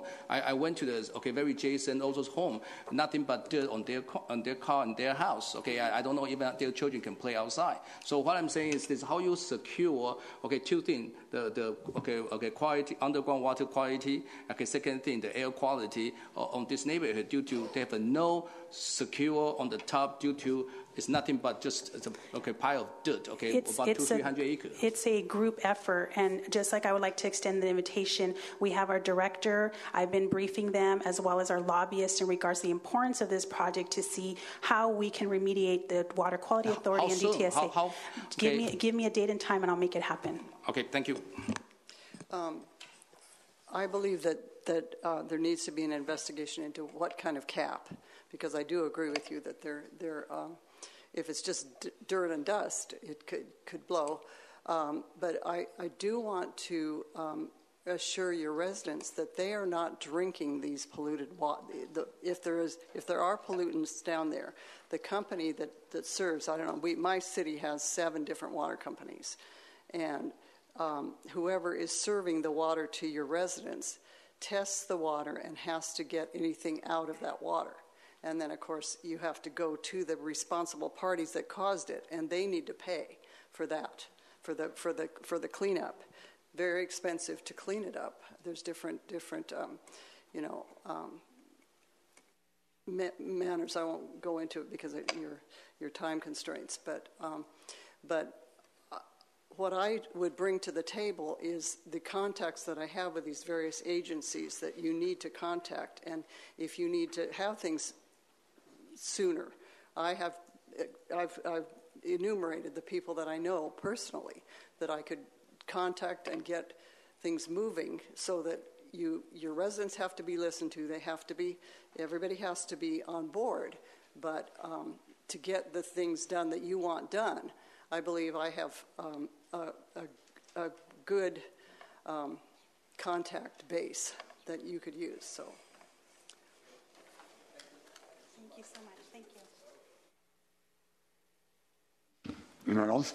If not, I have a motion and a second to nominate Valerie Munoz to the Water Board. We have a roll call, please. Spence? I vote for Clark. Toma? Aye. Warshaw? Aye. Wu? And I cannot make a decision. I'll abstain. Johnson? And, before I do vote, I know both of these ladies very well. I think they're both very well qualified to do the job. But one thing, I am consistent with my word. If I give my word, I have to stand by it. And I told Valerie I would vote for it, so I have to cast my vote to Valerie. So it passes 3-2. 3-1-1. 3-1-1 for Valerie Munoz for a 4-year term. Thank you.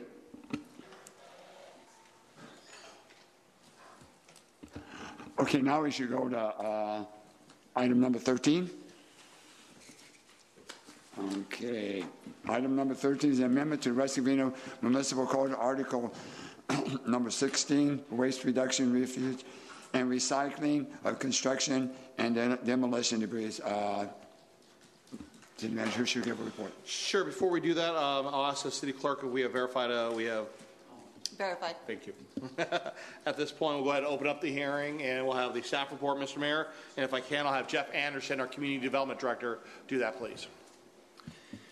Yes, thank you. This is an amendment to the Municipal Code for waste reduction, reuse, and recycling of construction and demolition debris, part of the building code requirements. It requires a little bit of history. On June 15, 2010, the City Council adopted an ordinance to add the waste reduction section to the West Covina Municipal Code, requiring the reuse and recycling of 50% of all construction and demolition debris to divert waste from surrounding landfills. The ordinance was adopted in conformance with state law at that time in 2010. On November 15, 2016, the City Council adopted another ordinance that amended the 2016 edition of the California Building Code series, including the California Green Building Standards Code. The Green Code, which I'll call it that, sets sustainability construction standards with a diversion requirement of 65% in compliance with state law.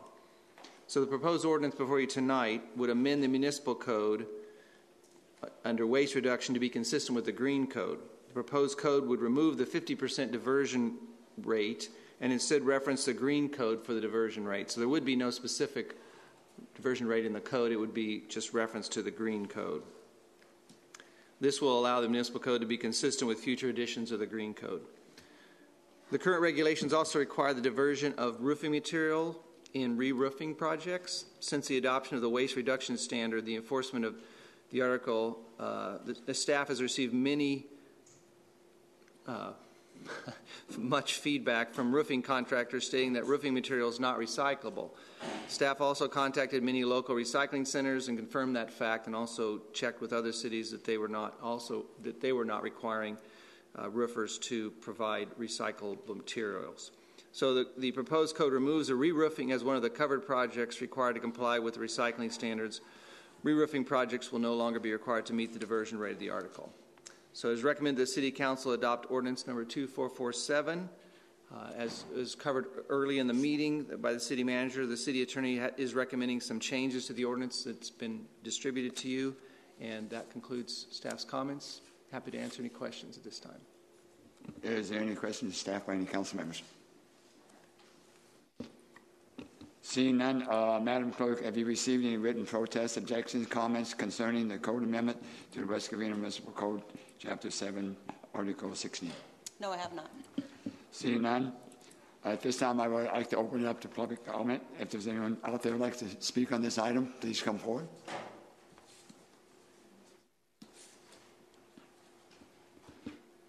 Seeing none, I now shall close the public comment portion of the hearing and ask for City Council discussion.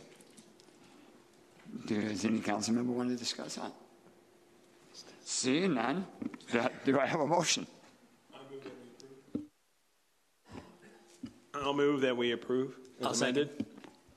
And may I make a recommendation that the motion include a waiver of a full reading rather than it would be by title only? And if you agree with that, then the clerk can read that into the record. I believe that is exactly what I said. My mistake. Yeah. Okay. I have a motion and a second. I have a roll call, please. I'm going to read the title before taking the vote. Ordinance number 2447, an ordinance of the City Council of the City of West Covina, California, amending the West Covina Municipal Code, Article 16, Waste Reduction, Reuse, and Recycling of Construction and Demolition Debris of Chapter 7, Buildings and Building Regulations, to be consistent with the requirements of California Green Building Standards Code, correct necessary language to reflect the City Department's organization, and removing re-roofing projects from projects required to meet the diversion requirements. Spence? Toma? Aye. Warshaw? Aye. Wu? Aye. Johnson? Aye. Passes 5-0. Next item is agenda number 14, which is the matter set for public hearing. It consists of the amendment to Chapter 26 of the West Covina Municipal Code related to accessory dwelling units. Will the clerk verify that proper legal notice has been given? Verified. At this time, I shall open the public hearing on Code Amendment number 18-02. There will first be the presentation of the staff report. Then we shall hear from those in favor of those opposed. That are opposed. Mr. Freeland, who shall give this report? Thank you, Mr. Mayor. I think Mr. Anderson did a great job in that first one. We'll give him this one as well.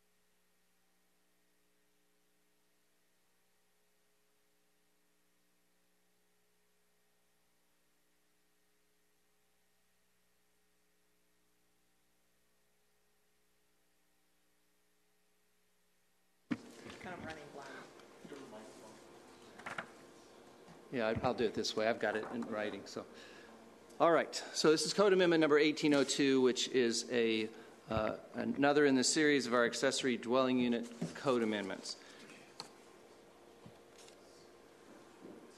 The City Council initiated the code amendment on June 19, 2018, to consider accessory dwelling unit standards, which we call ADU standards, for minimum lot size and rear setback. Code Amendment number 1703 was adopted by the City Council on June 5, 2018, which addressed several accessory dwelling unit standards. So those two code amendments were completed. Two other code amendments were completed recently to address various bills that have passed over the last 2 years for ADUs. The Planning Commission held study sessions on August 28th and on September 11th, and a public hearing on October 9th, 2018. So the issues discussed by the Planning Commission include minimum lot size, rear yard setback, and location standards for ADU. And just to clarify, the City Council initiated this code amendment to consider the first two. The third one was something that came up based on staff's recommendation. First, we're going to talk about minimum lot size. Code Amendment number 1703 revised the standard for minimum lot size, reducing it from a sliding scale of 12,000 to 46,000 square feet, depending on location, to 12,000 square feet throughout the city. Utilizing GIS software, staff was able to estimate the number of residential properties in the city and categorize them by lot size. So you'll see that chart on the screen behind you. And the column on the left is the lot size, and we did an analysis for lots between 7,000 and 12,000 square feet at 1,000 square foot intervals. And the column on the right side shows the percentage of the lots in the city that would be greater than that lot size. So at the lowest number, 7,000, 79% of the lots would be greater, and at the highest 12,000, 25% of the lots would be that size or greater.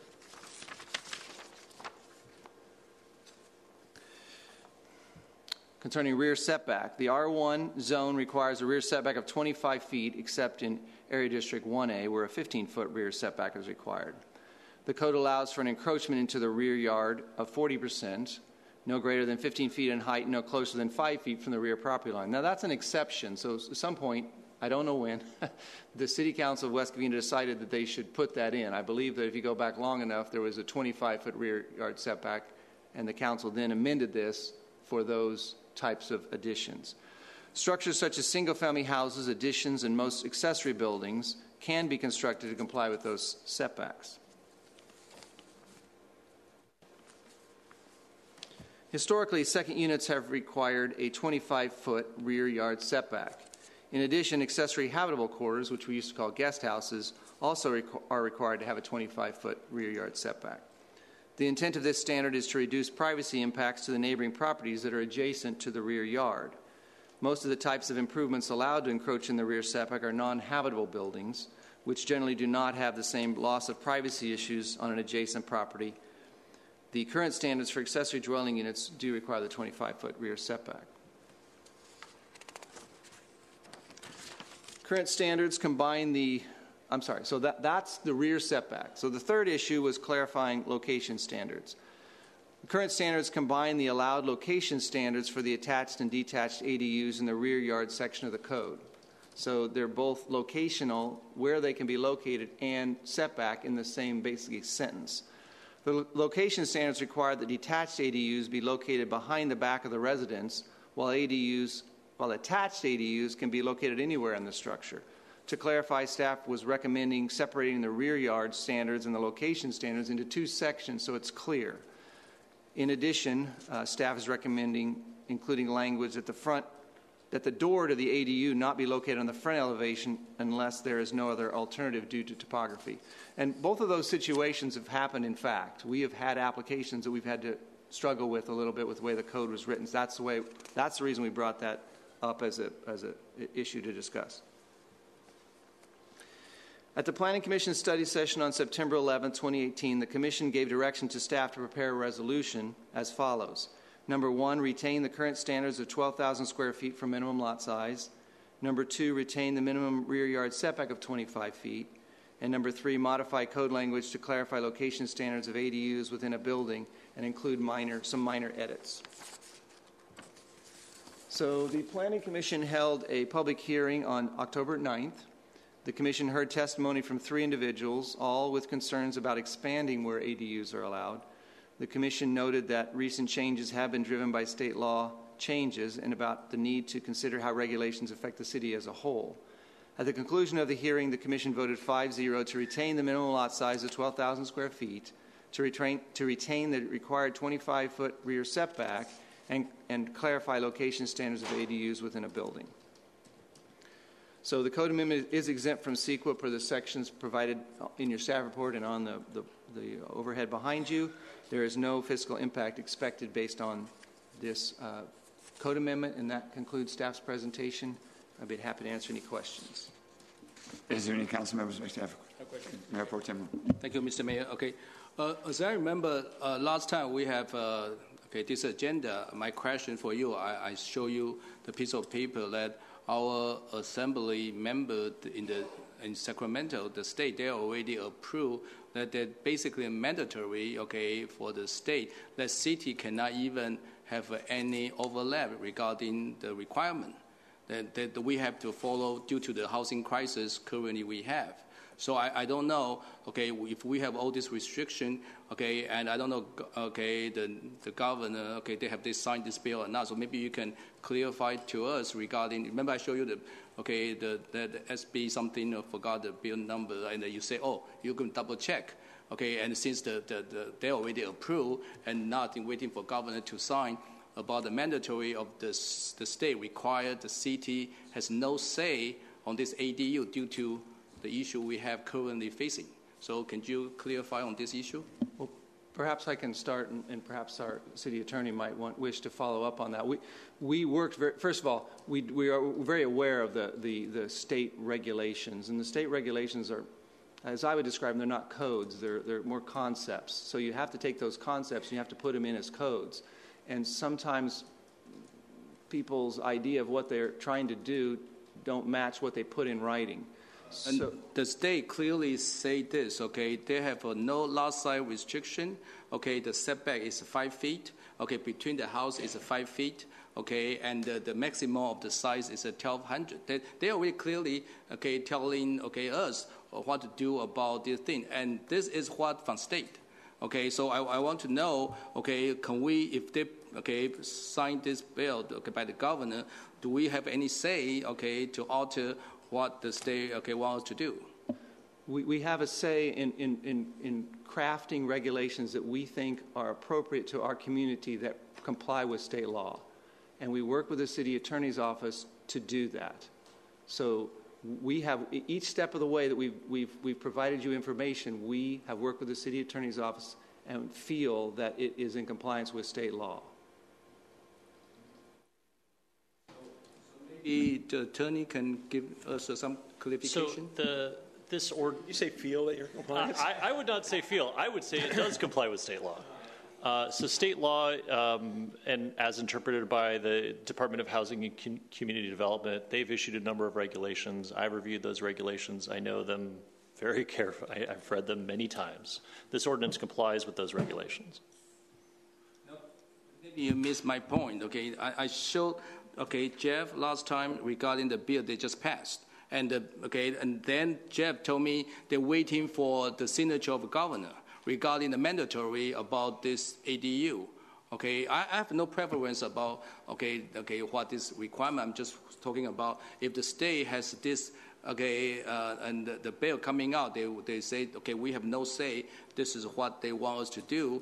Can we just do this? I just feel like we're wasting time to discuss. If the state coming out say hey you have to do what we say. Okay, we already passed. So I don't know, okay, maybe city attorney, or maybe you have to research, okay, and due to this bill that passed, have they signed by the governor or not? Well, first of all, there has been no bill passed in the last year.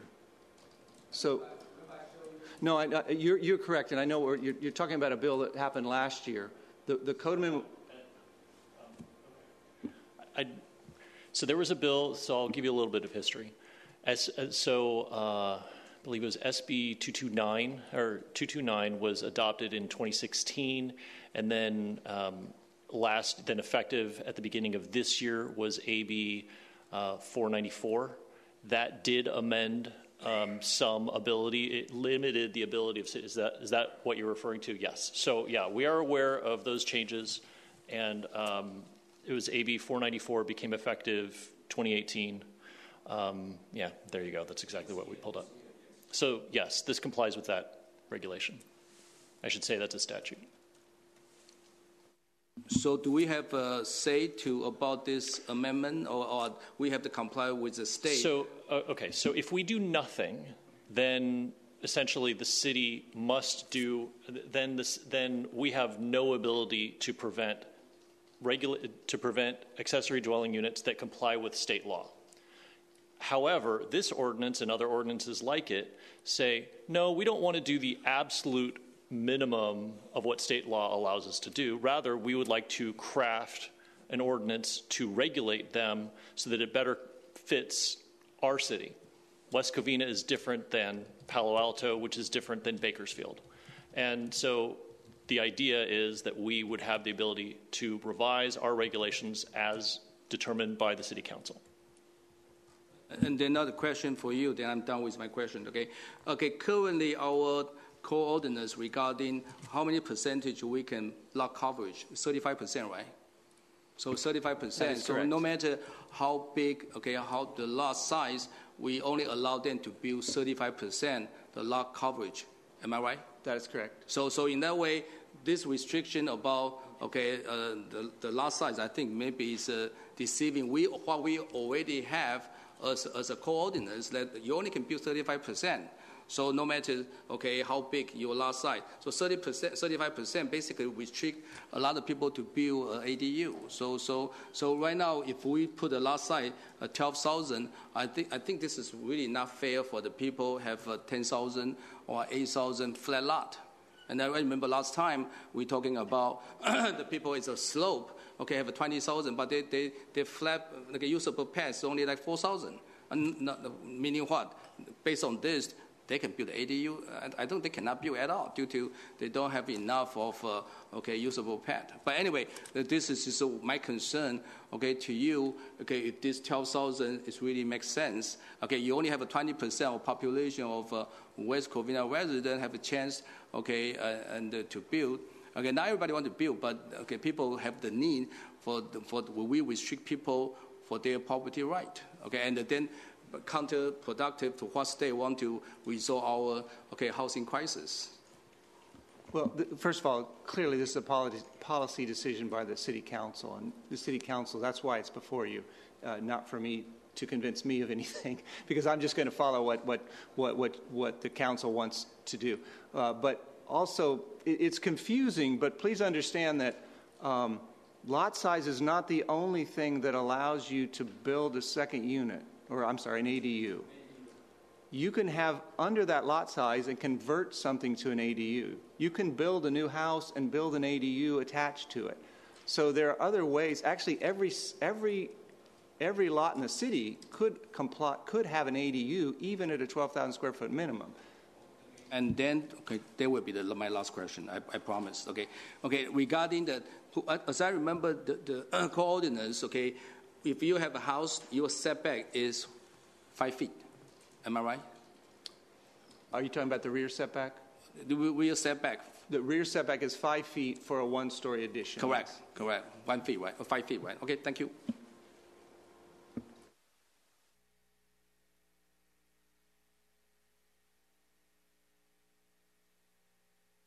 Thank you. Yeah. So can you explain just on the location standards again? I didn't really get what it is that we are changing now for the third category. You said that came up from staff. So can you explain that again when you say the front elevation, whether the entrance to the ADU can be at the front elevation. So what was it and what are we changing? What is the suggestion to change it to?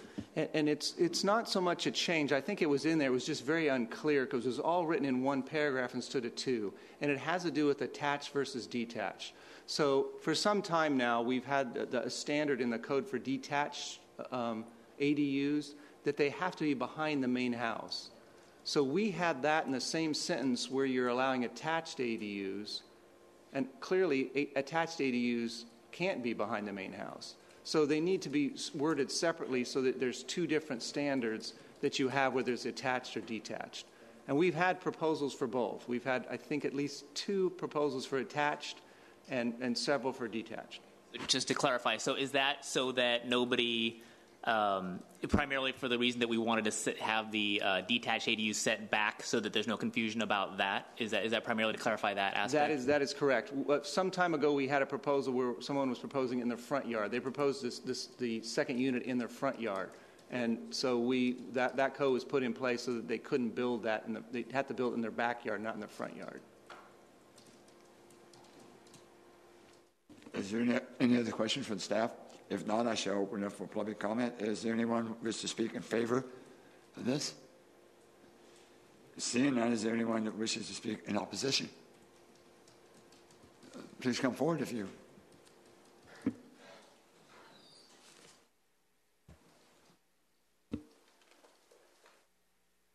Good evening. Good evening, council members. My name is Jamie Lee, and I'm a resident of West Covina. I want to thank every one of you that I got a chance to speak regarding ADUs over the course of the last 2 years.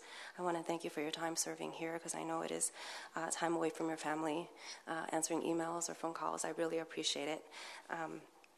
I wanted to first talk about a little bit of history. I know many of you know it started off with just wanting to build a guest house for my family, and then I started getting involved in city civics and being involved and getting very involved with the city that I intend to spend the rest of many decades of my life here.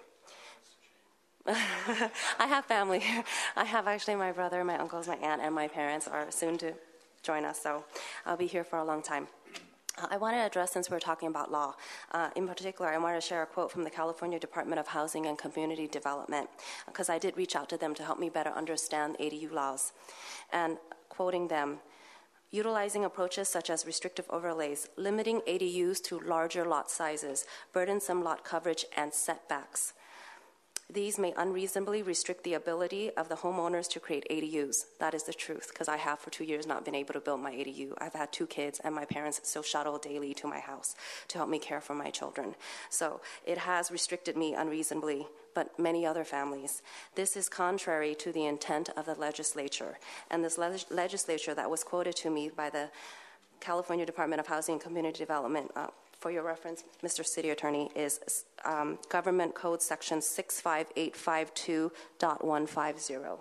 So that's what's the barriers that are preventing me from build. And the 3 things we talked about, setbacks in particular, setbacks need to be reasonable, and 25 feet is not reasonable if your primary home can be encroaching up to 5 feet. So I've been told by the planning commissioners that if I can't build a detached home because of the 25 feet setback, then I can just attach it and go up to 5 feet. So I feel like this is really a design decision. I think at the end of the day, ADU laws, Jeff is correct. Everybody can convert an existing space, and everybody can convert their garage, can convert a workshop that is sitting in the back that's 5 feet from, that can become a detached ADU by merely a conversion. Somebody can take their primary home and split it in half into a duplex. That's where we're pushing and encouraging people with the law that it currently is right now. Everybody can convert versus, and that's the cheapest option because there's no minimum lot size, there is none of those restrictions, and it's the cheapest option. So everybody who has a housing need will go that way. And because we have a housing crisis, there is a housing need. So in 30 years' time, you're going to have homes, converted garages, and duplexes as your option as West Covina grows in that direction. Because you are preventing people who have land but don't have the setback, or maybe they have land but 12,000 square feet is an arbitrary number that someone decided. Everyone, it should be fair. If you want to think about governance, everybody has 35% of their lot that they can cover, so please don't rob us of that 35%. And if you build a detached guest house, it can only be in the back. It's very discreet. Versus an attached guest house, which is the solution that was offered to me, is I can attach it anywhere as long as I'm within my setback and my 35%. So why do we have different rules for the same outcome? We just want housing, whether it's attaching or detaching it, shouldn't make a difference. It is our land and it is our property, and a design decision. We're still within our 35%, so we're not building more than than our fair share compared to our neighbors.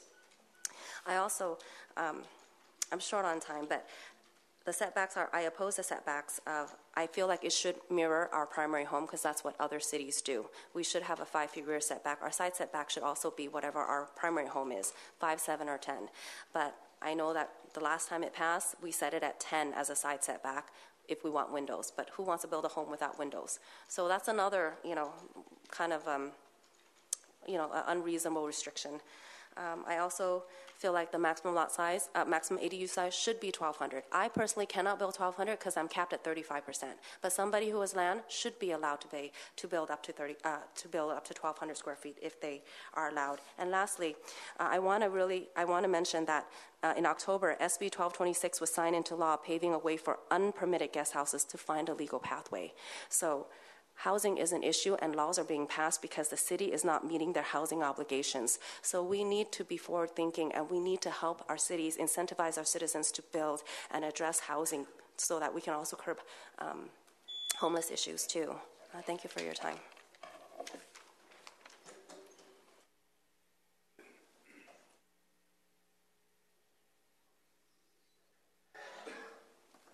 Good evening, Council. Once again, first, I'd like to thank Jamie for the hard work she's put into this issue. Thanks to Jamie when my mother had to sell her home in West Covina because of the economic crisis in 2008. She wasn't able to hold on to it, and we decided to move to West Covina. We found this beautiful home in District 1 off of Merced near Edgewood High School. It's a beautiful lot, and I saw that lot and I was like, Mom, I'm gonna build you, right? I'm gonna build you your nice little home. So that way, that legacy of having the, taking care of your mother, and that's part of my culture, right? To take care of your mother and father is so important to us. Last time I spoke on this issue, I remember Mr. Warshaw saying, we're West Covina, we're different than the other cities, and we can be different than the other cities. If you look at the modern city, what the 2030 city needs to look like, it needs to be built in a way to take care of its elderly community. That all the cities, if you look at the World Health Organization, when they say what does a modern city need to look like, right? What are first world countries doing? What are these major cities doing? They're building communities that fit the needs of their elderly. Well, ADUs do that. I can build a beautiful space for my mother where when the time comes and she needs nursing and she needs taking care of, that could be supplied to her. And that's a legacy that this city council can leave the city of West Covina, be forward thinking, not be reactive. I remember Mr. Spence speaking about how we're allowing these multi-units being built with a 5-foot setback.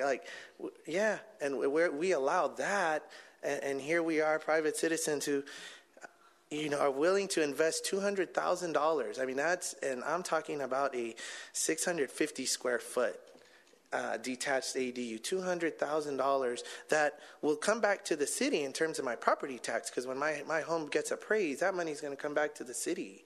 And I'm going to be able to supply something beneficial to the city, right, to take care of our elderly community. The planning commission meeting, when I spoke, it was kind of insulting. They mentioned, well, if we open it up, if we lower the lot size, then 79% of people and everyone will build. And then in the next sentence, they said, but why are we even talking about this? No one is even applying for this. No one even wants it. So on one hand, no one wants it. On the other hand, if we change the rules, everyone's going to build one.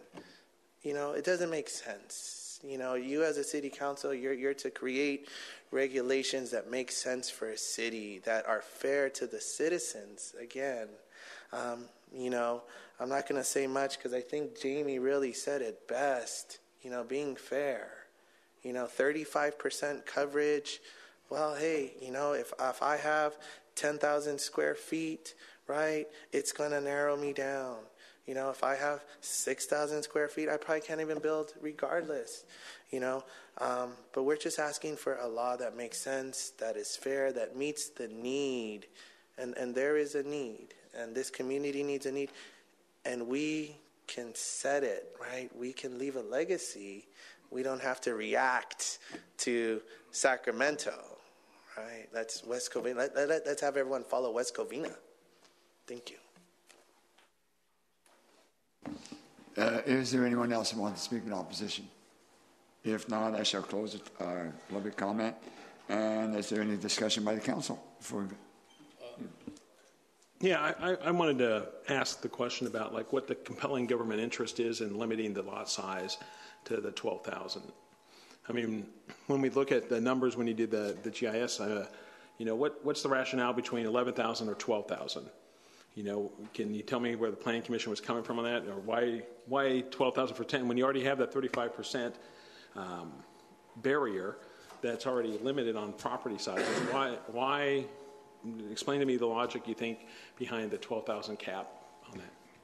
Well, first of all, almost any standard you have, you choose a number, it's fairly arbitrary. There's no science behind 12. Even if you did it no lot size, that's still arbitrary in some way, because you have lots with 2,500 square feet and lots that are 2 acres. So there's not going to be a science to where it's a comfort level. Mm-hmm. But the Planning Commission discussion, there were several things that they discussed. First of all, large and small lots have different allowed house sizes. So there is a difference between a large lot and a small lot in the code now, because on a large lot you can build a bigger house than you can on a small lot, just by nature of what the standards say. Large lots require larger setbacks. So that's also arbitrary. Why should one lot require 10-foot setbacks and another one require 5? So those things are in place now, and they sort of set the standard that you can have different standards for larger sizes than you have smaller sizes. When you do census data, you do it by unit. So if you think about that for a second, now if you have 2 units, you're going to technically, by demographics, you're going to have twice as many people in those 2 units than you are in 1 unit. That's just simply how that kind of demographic analysis works. And when we get the census, they're going to do the population in the city, and they're going to divide that by the number of units, and they're going to give us how many people there are per unit. So that's one thing to consider, because there is some truth. It may not be 1-to-1, but there is some truth that if a unit is going to have more people in it than a larger house would. I think that statistically will work out. Increasing the number of persons. Say it again. That what? I'm confused on that. If you have 2 units on a lot. Yeah. And the next door neighbor has 1 unit. Yeah. There are likely to be more people statistically in the 2 units than are in the 1 unit. Okay. And how does that affect this? There's more to the story. Okay. Increasing the number of persons per lot will generally have impacts on parking. So the more people, we have that discussion at Planning Commission a lot, the more bedrooms, the more people, the more parking. Keep in mind that the state did take away our ability to require excess parking. In most of the city, you can't require any parking for a second unit. So now you're building additional square footage that's going to allow additional people and not providing any extra parking. And then lastly, residential developments may require upgrades to the sewer system. When we get a development project in town we had a 7-unit one that came before this council a few months ago, they're going to have to pay fees and increase the sewer size because they're increasing the number of units on that street. And that's part of the development process and making sure that everyone is not impacted by increasing utility. We're talking about sewer because we have some knowledge on sewer, but same thing works with water and other things with impacts. When you do ADUs, you're not going to get any of that. You're going to get any evaluation of impacts to the sewer systems on streets. So the 2 issues that I think can come into play is when you have an area that's already impacted with street parking and now you're going to allow ADUs to be added, you're just adding more street parking into the situation without solving any problems. And secondarily, the sewer system, especially on smaller lots, because that's what we're talking about where there's going to have more parking. That's the areas where you have parking problems on streets is areas with smaller lots, not in areas with larger lots. So those are the things we discuss at Planning Commission. You may agree or disagree, but that's where Planning Commission's decision process came from. Yeah, because I was going to say that those things could apply to me regardless of what the lot size is, right? I mean, whether it's 12,000 or 11,000 or 10,000, I mean, the things that you all outlined as potential issues would apply no matter what. Right. Yeah, that is true. This is more of a larger versus smaller lot, and whether it's 10, 12, 11, or 12, those are generally larger lot sizes. When you get down in the medium size and smaller. So. Right, yeah. So I mean, that's where I'm trying to figure out, why the 12,000 arbitrary, unscientific designation was made compared to 11,000 or 10,000, or just stick with the 35% rule. So that's why I was trying to figure that out. Now, we did change the downtown plan, the things that Brian talked about, the 3-story townhomes, 10 feet from single-story homes. We did authorize changing that. Now, we authorized to change that to 35 feet. Is that what we changed it to? Is that what the setback is now? Wish I had known there was a pop quiz. We did change it. I don't remember the number. It's something like 35 and then 50 to go out. It's a step-up process. Yeah, so it's like 30 feet and 35 feet now to get 3 stories, and yet we have a 25-foot setback for a single story. To me, that doesn't seem like it's equal. And when I look at how we're providing housing numbers and housing, I know some people don't like this, but accessory dwelling units to me is a better way to go than a bunch of 5-story apartments on West Covina Parkway. 1,000 units or whatever it's going to be. I think to me, accessory dwelling units is a much better way to go about fulfilling our housing needs and that kind of project. And so, if 35 feet we're willing to stick, 3-story buildings next to people, I don't understand the 25-foot setback. I just don't get that. It doesn't make any sense to me for a single-story home. I just don't understand those because I do think we should have the same standard for the accessory dwelling units that we do for the residential setbacks. To me, that would make much more sense. And be much more consistent. It would be easier for people to figure out what to do, too. I think we have that struggle that people don't know what they can build or what they can do on their own property. and something that'd be much more clear cut if we did that. Anyways, that's my comment. Thank you, Mr. Mayor. Okay, normally I don't agree with Councilman Spence, but right, I know, that's why yeah, on this one, okay, I agree with him. Okay, I think the issue I have is when you talk about parking, and I think you know it. Okay, the people don't park in their garage due to their running out of space, right? So I think you go check it. I was walking all the places, okay, and then the people don't park in their garage. Okay, the garage either convert into illegally into the living quarter, or it's nothing but storage, or maybe game room. Okay, so they utilize the garage as a something they can use, rather than park their car. So they park their car on the street. Okay, and that's the issue. It has nothing to do, the people build the ADU or not. Okay, so I think this is one of disagreement I have with you regarding the parking issue. And if we can allow people to build or convert their garage and extend it in the back, then hopefully we will force them to park their car in the garage due to they can extend in the back to build ADU. I think this is one issue. Regarding the sewer, we already only allow them to go to 35% of a lot coverage. So no matter what, they're allowed to do 35%. We're not allowed them to build a 5-story or a 4-story of a condominium. We're talking about maybe a small 600 or 800 or no more than 1,200 based on the state regulation. So in that way, the impact, I don't think is that big. Again, we already allow them only to build 35%. We're not allowed them to build like 100% or 50% or high rise. So I think the sewer issue, I don't think this is a concern. But let's go back to why we need this. I think due to last time I talked about this back in 1999 when my father was living with me due to his sickness, and then I running out of space. And I 100% understand, the resident, they really have the need to build another, property, and not in the same, because they're very proud, they don't want it in the same roof, if they can, another roof, but in the same lot, and then we can take care of him. End up, he have to move with my brother due to my brother in Royal High. They allow him to build, a property, and then so he can live in probably before he passed away. So I understand the concern of residents, and this is really, we have aging, society, we have a lot of, aging parents, we really need to take care of them. And then plus last time we were talking about, we have grown children. My kid still living with me. They already, one is 23, one is 20, 27, So, and they still live with me, because the housing is too expensive for them to have a chance. And luckily, I can build an ADU because I have currently I have a 1-acre lot. But again, I say this is not fair for the people. Have a smaller lot and they have no chance to build something to for their need to take care of their parent.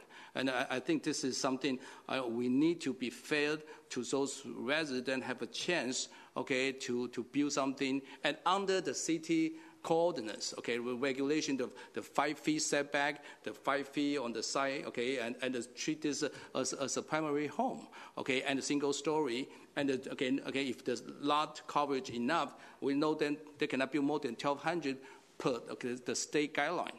I think we should do it. So I don't know, can I make a motion to alternate this, and I should wait for more of a discussion. But I want to make a motion to change to the lot side coverage, to go to the state, and then the setback would be 5 feet, and then the maximum is 35% of restriction of lot coverage, so maybe no more than 1,200. I would second that. I mean, you're asking that we approve this with the changes in those setbacks and with the lifting of the 12,000 square feet? Yeah, I would move that we do that. I'll second that. Any other discussion? Okay. So having just come off this campaign, I talked to a lot of people in the neighborhood, and that's actually influenced my thinking on this a little bit. And there is a lot of concern about changing it too much. One of the big complaints that I got was parking on the streets. I can't believe we actually still don't prevent people from parking on the street during street sweeping days, but it's a separate subject. I've lived in West LA. I've lived in urban places. Now I live in West Covina, have so for a number of years, and places are different, and expectations are different. A lot of the people who I talked to, they raised it. I didn't bring it up. There's a lot of strong concern about this.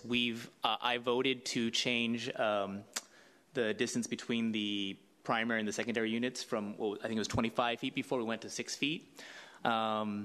And I know we used to have an ordinance that was 12,000 feet to 46,000 feet, and so that is a change now to 12,000 feet. I think there's a concern from some that this is going to be a huge impact on the city in terms of the number of ADUs. I actually don't know that is the case, but I don't have the stats or the experience to tell because I don't have a crystal ball in terms of understanding what the exact incentives are there, how much this is going to change things. But it also reminds me, going through the general plan, when we did that and talk about housing and zoning and the decision that was made to direct most of the housing growth in almost practically all the housing growth actually in the downtown area, because people have different expectations. Some people are comfortable with a more dense environment. I personally am, but a lot of people are not. And a lot of people moved into West Covina, or grew up in West Covina, and have certain expectations in terms of the kind of place they live in. There is definitely a different feel in LA than there is in West Covina, and that's part of the reasons why some people moved here. And so I think at the very least we should wait and see what the effects of the changes that we've already made are for a year to see how many of these ADUs come up before making a decision that could have a bigger impact or an unintended impact that we don't foresee because we don't have a crystal ball. I'm very sensitive to the issues about multi-generational families, and I've thought about an ADU myself possibly at some point. I don't know, but I think that this comparison to primary units in terms of the 5-foot setback isn't really persuasive to me, because most people who have a primary house, they're not going to build their house back to 5 feet within their boundaries, because most people want a backyard. What they might do is if they can have a rental ADU, they may not carry as much, and so they're happy to put one up there because it's not their issue and they can make money off of it. So I don't think saying that the ADU has to be the exact same setbacks as a primary unit, because there's different considerations and different thoughts about that. I know that when we had an issue come up where some residents came up a couple years ago about the guest house or whatever it was that was built right on top of right next to the neighbor's fence. I mean, that was a big concern, and I remember thinking I wouldn't like that either if that had happened to me. Times change, populations change, and expectations change in terms of what people want. And I get that there is probably a growing demand for this. I get that probably is the case. I don't know that we're there right now. I've talked to a lot of people in this last few months, just because I'm out there talking to people. People don't come to city council meetings, and I've heard about this. We have made changes. We're making it easier for people to build these ADUs, and I think we need to see what those changes are, because none of us has a crystal ball in terms of what that effect is going to be. And then I think the council should decide at some later point whether they can expand it beyond what it already is. But at this point, I'm not prepared to do it. So, I want to make a statement myself. I'm talking to the residents too, how they feel about it. And a lot of them feel that, there is a need for it, but the problem they understand is that most of them will be for rentals. You're going to say you're going to use it for one, and if you just have it that much of a setback, they can build them and they can use them for rentals. And now not only it's not their families, the neighborhoods are more traffic. There are more cars parked on the street, and a lot of them say, we don't have places to park now. We have to park 2 houses down, because by the time we come home from work, there's people parked in front of us. Sure, we park a couple of cars in the driveway, maybe one in the garage, but it's still not enough, because they may have a couple of them, they have the husband and the wife, and they may have a couple, 2 or 3 children live there. So one of them does have to park on the street. So I think we have to be very careful with it. So, at this time, I'm not willing to move forward with it. So we had a motion and a second. Let's have a roll call, please. Before the vote, I'm going to go ahead and read the... He made a motion to amend it. Yes. And we had a motion, we had a second for the amendment. That's what we're voting on first. Solely on the amendment. Just only on the amendment. Okay. Spence? Aye. Toma? No. Warshaw? No. Wu? Aye. Johnson? No. So the motion that fails. Now we go to the original motion. Is there any interest in trying to at least the lot size, because you already have the 35% thing, if you left the setbacks, that if people could meet the setbacks no matter what the property size was and the 35%? I mean, is there any interest in knowing that below the 12,000? Because right now we're only limiting 24% possibilities of all properties, period. I mean, is there any interest in lowering that at all from anybody, allowing equity to property owners? I amended to 7,000. Okay, I'll second that, but I mean, if I'll take whatever number the other council members will give, if there's a third vote, to at least allow some equity between property owners. They already have to do the 35%. They have to do all the setbacks. So everybody would be treated the same regardless of the property lot size, if we could lift the lot size barrier. All right, we have a motion and a second. There was have another vote on that motion. Spence? Aye. Toma? No. Warshaw? No. Wu? Aye. Johnson? No, that one fails 3-2. And if there's nothing else, we don't go to the regular motion then. No, if you won't compromise. No. At this time, there's a motion in order to introduce an ordinance adopting Code Amendment number 18-2. Do I have a motion? What? You want a motion? Yes, that's what I'm saying. There's a motion. Mr. Mayor, I move that we adopt ordinance number 2449 and read the title of the ordinance and waive further reading at this point. I have a motion. I have a second. I'll second. Okay, we have a motion and a second. May I have a roll call, please? Let me go ahead and read the title first. Ordinance number 2449, an ordinance of the City Council of the City of West Covina, California, amending Division 11 of Article 12 of Chapter 26 of the Municipal Code to amend setback and location-related zoning regulations applicable to accessory dwelling units. Spence? No. Toma? Aye. Warshaw? Aye. Wu? Nope. Johnson? Aye. Passes 3-2. Now we should go to item number 15. The matter of the public hearing consists of an amendment to Chapter 26 of the West Covina Municipal Code related to amending the downtown plan and the code parking standard. Will the city clerk verify proper legal notice has been given? So verified. Okay. At this time, I shall open the public hearing on the code amendment number 18-3. There will first be a presentation of the staff report, then I shall hear from those in favor of the proposal, and then those opposed. Mr. Freeland, who shall present the report. He's on a roll. Let's go for 3 in a row. I apologize. This is Code Amendment number 1803 for downtown parking standards. The downtown plan was adopted in December of 2016, almost 2 years ago now, with a commercial parking standard of 0.65 of the standard municipal code calculation for parking. That's for commercial parking. Code Amendment number 1702 recommended allowing 0.65 only for new development in compliance with the downtown standards. Other properties would continue to require the parking at municipal code standards. The city initiated this code amendment on August 2nd, 2018. After review of the Code Amendment 1702, City Council requested further review of the parking standards. The Planning Commission did hold a study session on September 11th, 2018. Standards for the downtown plan were considered in 2016 at 6 Planning Commission study sessions and 1 City Council study session. So, in other words, the parking standards were discussed in public settings at that time. Issues considered, and these are from the staff report from that time. Parking standards require provision of parking for uses on each property. Urban development is close together. Patrons will likely visit more than one property during a visit, which is the park once concept. Nearby residents may also choose to walk for visits. In other words, people who live in the area, because it's a mixed-use area, may choose to not even take their car at all. Parking uses, structures, and surface separate uses and diminish the pedestrian experience and increase the cost of development. So those are the things that were discussed.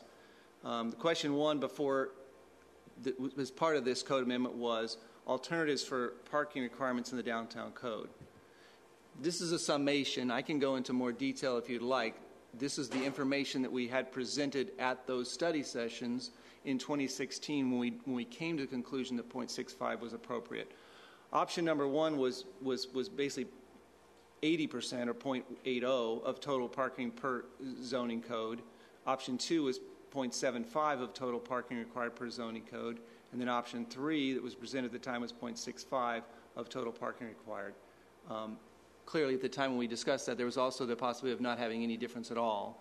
Option 4 and 5 were things that we didn't talk about at that time because the conclusion was to do the 0.65, but these are things that we flushed out as part of this discussion based on the code amendment initiation this time. Option 4 would be no difference between parking standards for buildings that comply with the downtown plan and buildings that are existing. And then option 5 would be 90% of total parking required, or 0.9. Again, I can go into more depth about why. There's a reason behind those numbers, if you'd like. At the study session, the Planning Commission, the study session in August, the Planning Commission selected option number 3, which is the 0.65. This option allows for clear direction to the development community to design projects with a predictable number of parking spaces and recognizes that when uses are in close proximity, common facilities and joint uses, which are two processes in our code now that are available for anyone in the city to apply for, those reductions should apply. Second, having predictable development standards is one of the most effective tools that the city has to encourage new development. In other words, if you say our code, one option would be you say it's 0.65. Now the developer knows it's 0.65, and I'm going to come in with that number. You could say, well, you can apply for it to go to 0.65, and it's up to the Planning Commission to make that decision. Now they've got to decide whether they're going to develop a project based on what number. And if they base it on the bigger number and they get the reduction, now they've got to redesign the project when it goes back. So that's what that's all about. Question 2, should the parking standard in the downtown plan apply to new development in compliance or to all properties in the downtown plan? At the study session, the Planning Commission directed staff to prepare a resolution for 0.65 for new development in compliance with the downtown plan. Existing development would continue to be subject to the municipal code parking standards that we've been using for some time. The purpose for the parking reduction is to recognize that in a more intense urban environment, the following are important to consider. And some of these are kind of repetitive, but patrons are more likely to park once and walk from one property to another. Residents and workers are more likely to walk from one destination to another. Parking facilities, especially surface parking, divide uses and discourage pedestrian activity. Parking is very expensive to provide, especially underground or in structures. Establishing parking standards that do not require excessive parking will reduce the cost of and encourage development. The Planning Commission held a public hearing on October 9th. The Commission heard the presentation and discussed the changes.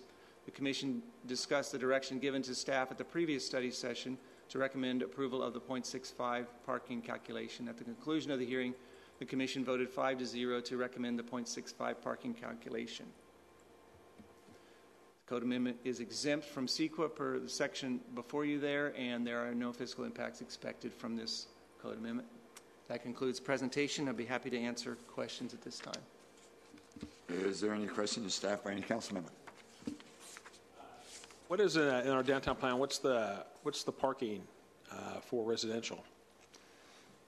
Or multi-use, Well, residential has got a different standard. I believe it's one. I know they're two different things, but I'm just trying to figure it out. Like, what happens if we have a multi-use or development coming? They may have a lot of residential and commercial. How does that work out? Yes. Okay. Well, they'd be calculated separately, as would office and retail, or restaurant and retail. They all have different calculations. But the downtown plan for residential parking would be calculated at what the requirement in the downtown plan is for residential parking. The commercial aspect would be required to go under what we're talking about here. Whatever the decision is of the council tonight, they'd be required to meet that standard. And so it's 0.65 of whatever the standard is. Is that what you're saying? That's correct. Because restaurant has a different standard than other office use and so forth. Is that correct? Yeah. So let's say you had all three. You had a restaurant, retail, and office. Yes. So you'd calculate the square footage of each one, or whatever the calculation. Restaurant, it's number of seats. Right. You'd calculate those, and you'd come up with a number, and then you'd multiply that by 0.65. And that would be the parking number. That would be the parking requirement. Okay. And how would we? But we don't treat our current businesses that way, correct? We don't treat the buildings that have been constructed based on a suburban model, which is basically lots of surface parking and not easy ability to walk from one property to the next. So correct. How does that work then in areas where we own the parking? For example, on Glendora, where we own the parking. That's a very good question. When we just had this downtown plan come back, we changed, and it's fairly complicated. We changed the standard on that because we've not really had a good standard for the Glendora Avenue. Basically, it says it locks things into place. Whatever you have there, you can rebuild to that size. So I'm sorry, I can get you some information on that, but the Glendora Avenue shops would not have to comply with what we're talking about here. They have their own standard because of what you said. It's city-owned parking. They don't have their own parking. Okay, so city-owned parking then is not part of this? It's not part of it in the downtown plan because we wrote specific standards for it. And so does that include like the mall parking and the... Just Glendora Avenue, just the east side of Glendora Avenue. Okay, so the east part of Glendora Avenue has a different parking standard than this does? Than anywhere else in the city does. Than anywhere else in the city. Okay, so that's separate. That's a separate part of the downtown specific plan. Then we separated that out, and so it's not as easy for developers to figure out if they're working in that part of it, I guess. Well, I think it's easy to figure out. It's just different than the other parts. Okay, and so this would only then apply basically to like the mall property and the Kmart property, because the rest is all government owned, right? Well, there's some other properties. Yeah, some minor ones like the Barker Brothers. Yeah, the movie theater, right, Lakes, the old. And Lakes has a city-owned structure as well, parking structure as well. Right? It does. Yes. And so, how is that affected? That's not affected at all because what's in the downtown plan that you brought up on Glendora Avenue is specifically a geographical area for Glendora Avenue. And that includes the lakes, then. It does not include the lakes. It does not include the lakes. So the lakes would have to comply with this. Any new development would have to comply with this. That's correct. And how does the city-owned property fit into that? I guess is my question. It doesn't change anything at all. Does it count as parking towards anything, or it does? No, I'm sorry. It doesn't change the way that's reflected. In other words, the city owns the property now, but that parking is required for the office building. Right. Okay. Yes. And if they did some kind of development that changed all that, then does our parking count towards that or not? If they did a development, if we agreed with them to knock down the building and rebuild something, it'd have to be a joint public. We'd have to figure out what we're going to do. It'd have to be a negotiation between us and them. What was going to happen on the parking part? Correct.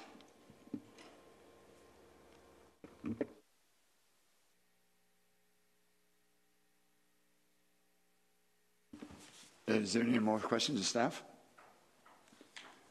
If not, I shall open it up. Is there anyone that wishes to come forward and speak in favor of it? Seeing none, is there anyone that wishes to speak in opposition? Seeing none there, I now shall close the public comment. And is there any more discussion from the council? If not, there's a motion in order to introduce the ordinance adopting code amendment number 18-3. Do we have a motion from anyone? Any council members, or do we have any further discussion?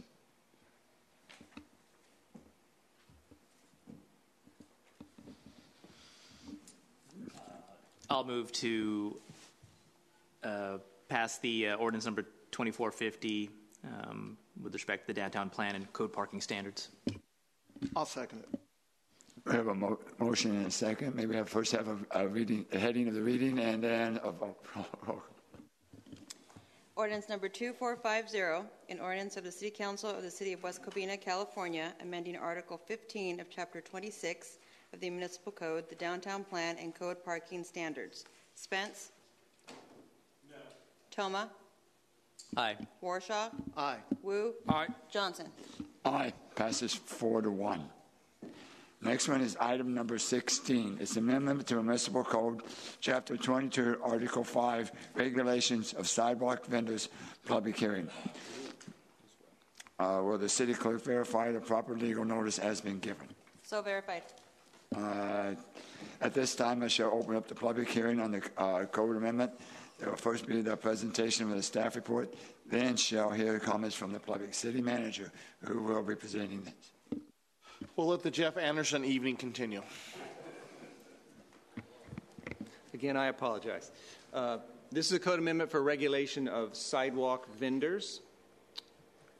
On September 17th, 2018, which doesn't seem that long ago, the governor signed SB 946, which amended the California Government Code pertaining to the regulation of sidewalk vendors.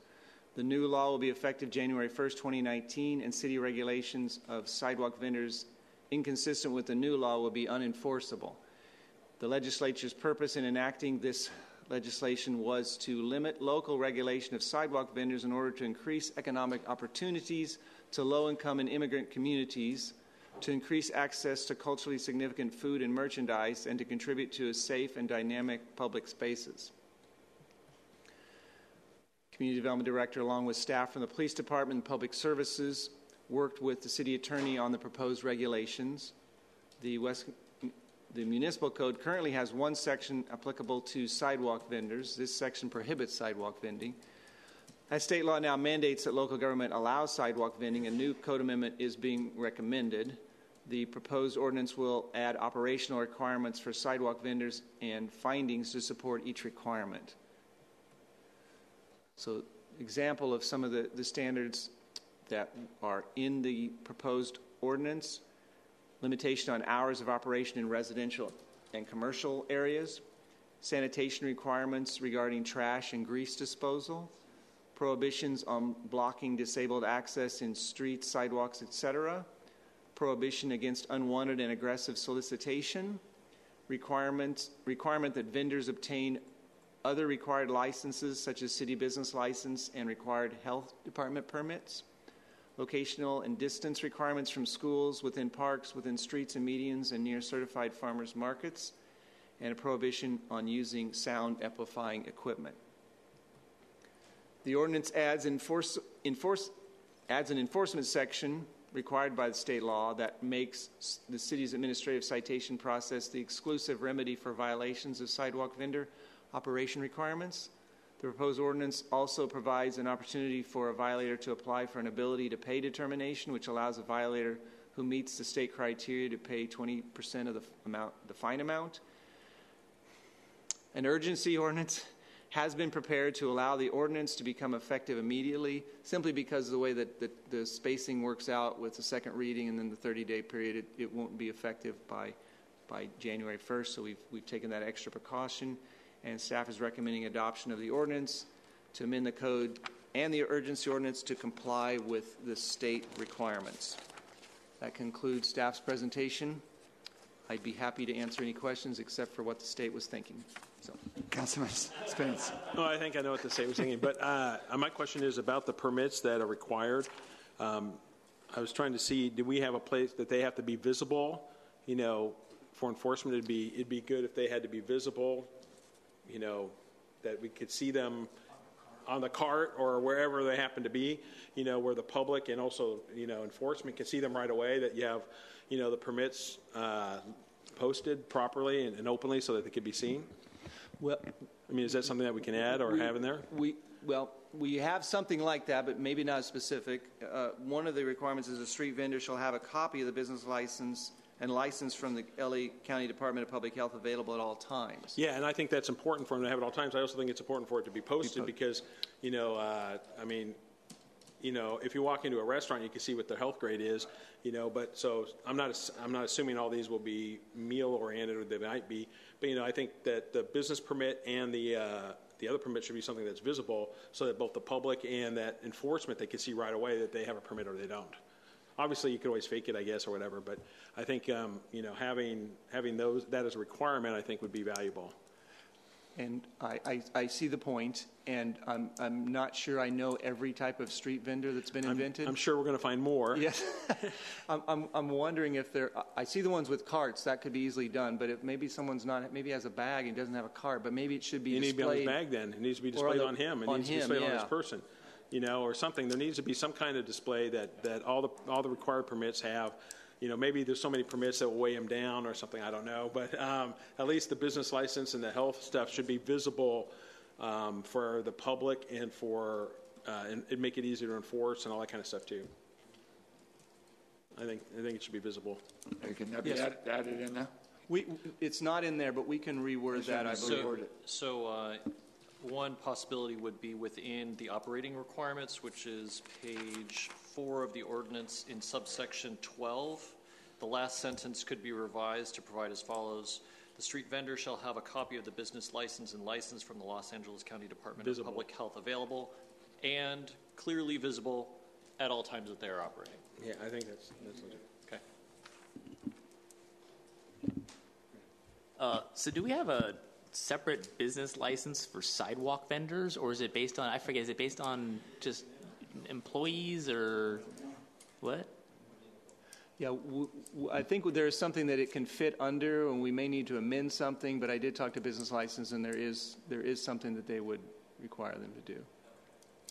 We are generally talking about a person with a cart as opposed to, it's different than a storefront operator in terms of like the license requirements that you would ask for from somebody. Correct. Okay.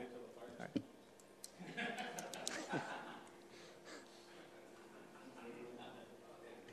Mr. Mayor.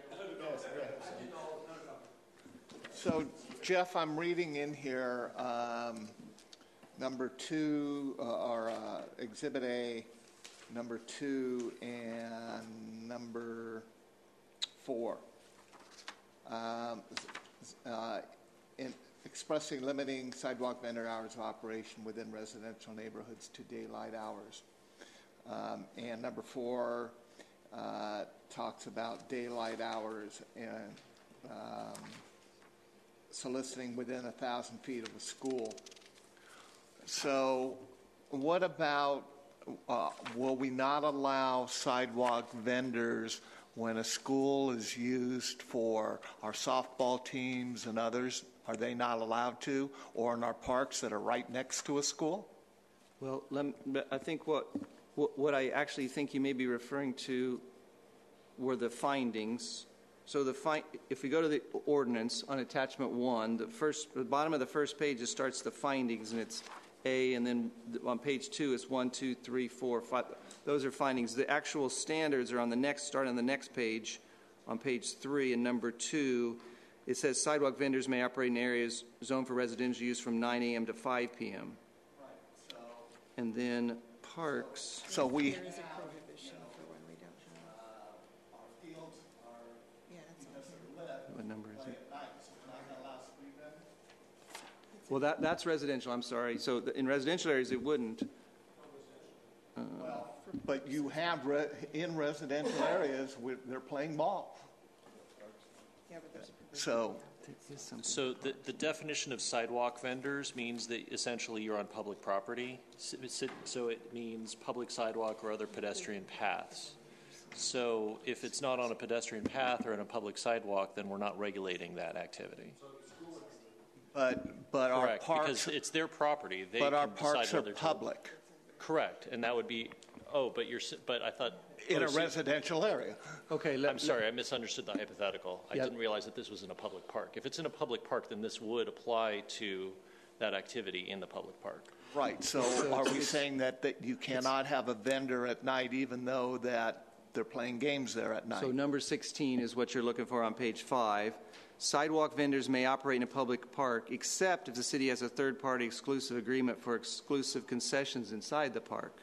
Sidewalk vendors may only operate during posted park hours. And there's more to that, but I won't, unless you want me to read the whole thing on. So yeah, if I can clarify, by virtue of our sports councils and the agreements that we have with them, if they have concessions running for their particular events, then during those times, but those aren't necessarily posted because games aren't regularly scheduled. So basically it would be up to whether it's a city staff or a board member from one of those leagues. If somebody's selling something while they're having an event go on, that would be the issue that we would run into. Right now, we currently have an ice cream vendor that will just pull up and sell things from the side. So are they allowed or are they not allowed? Well, this doesn't cover pulling up in a vehicle. No, that's not allowed.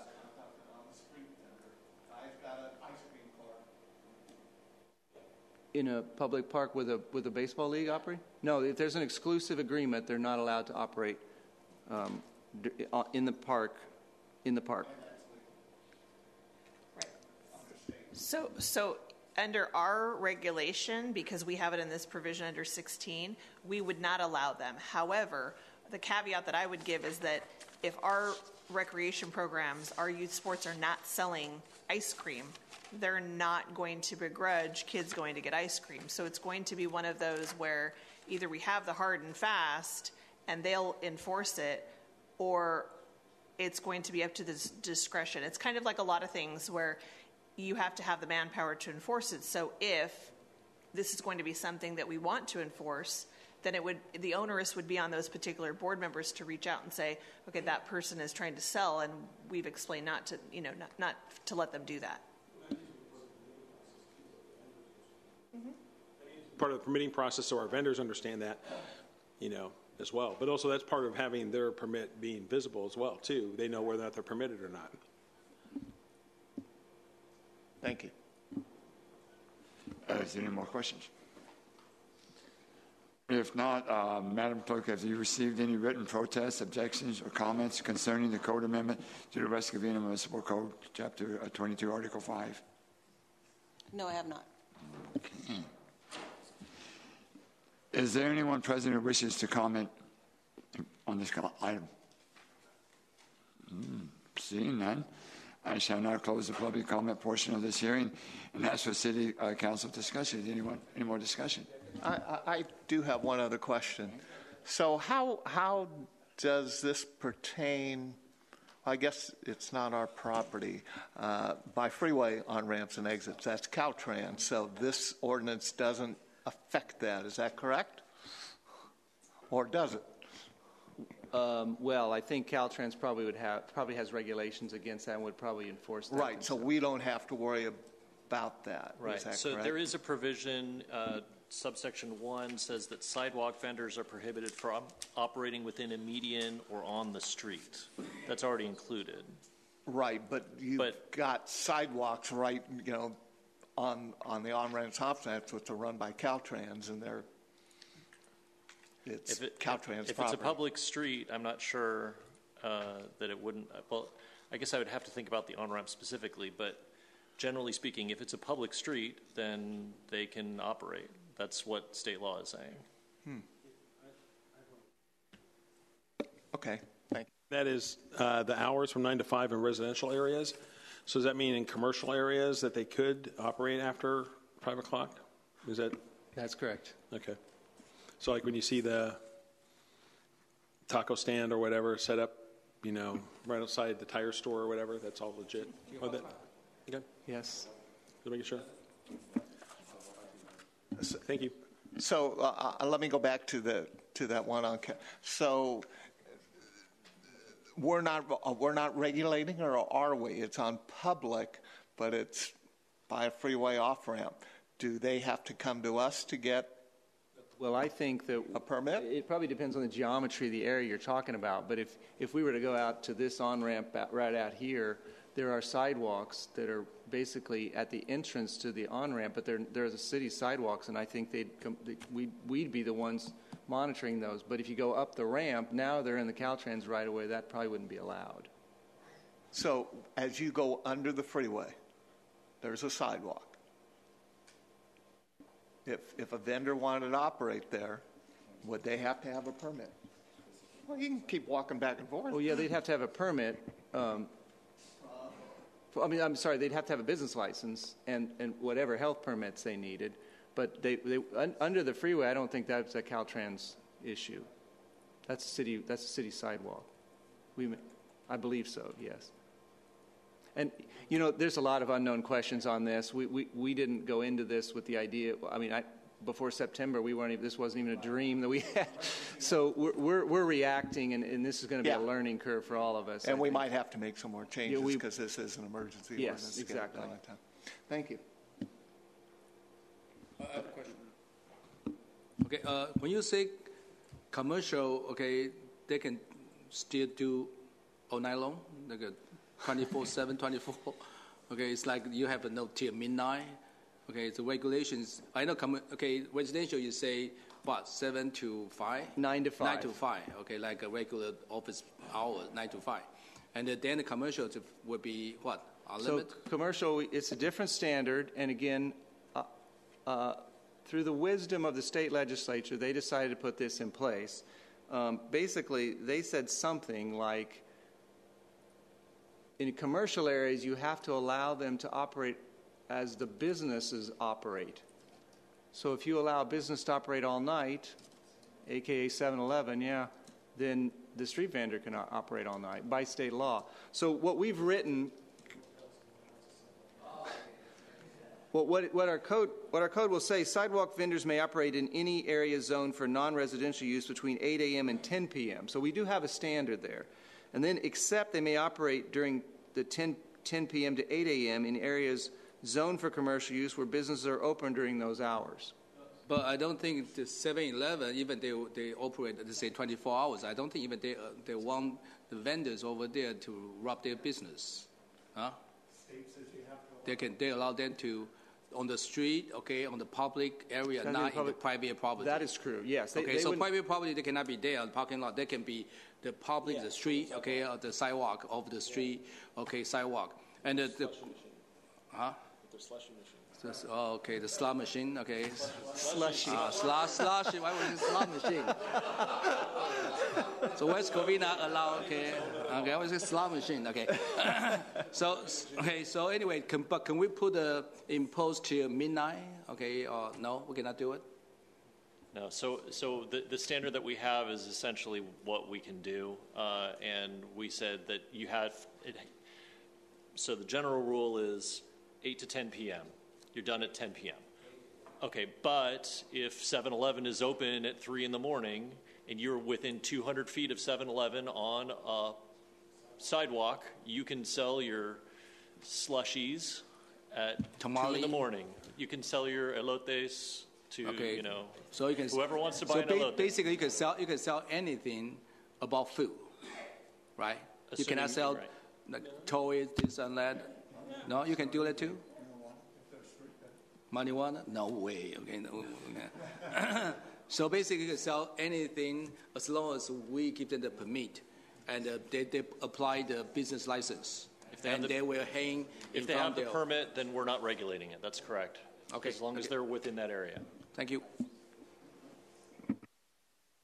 Okay. Do you have any more questions? If not, there's a motion in order to introduce and wait further and give first reading to ordinance number 2451. So moved. Do I have a second? Second is amended. If it's amended, as amended. And Madam Clerk, will you read the heading before we do the roll call? Ordinance number 2451, an ordinance of the City Council of the City of West Covina, California, amending section 22-183.2, vending automobiles, wagons, or stands of Article 5 of Chapter 22 of the Municipal Code to regulations for sidewalk vendors. No, we have roll call. Spence? Toma?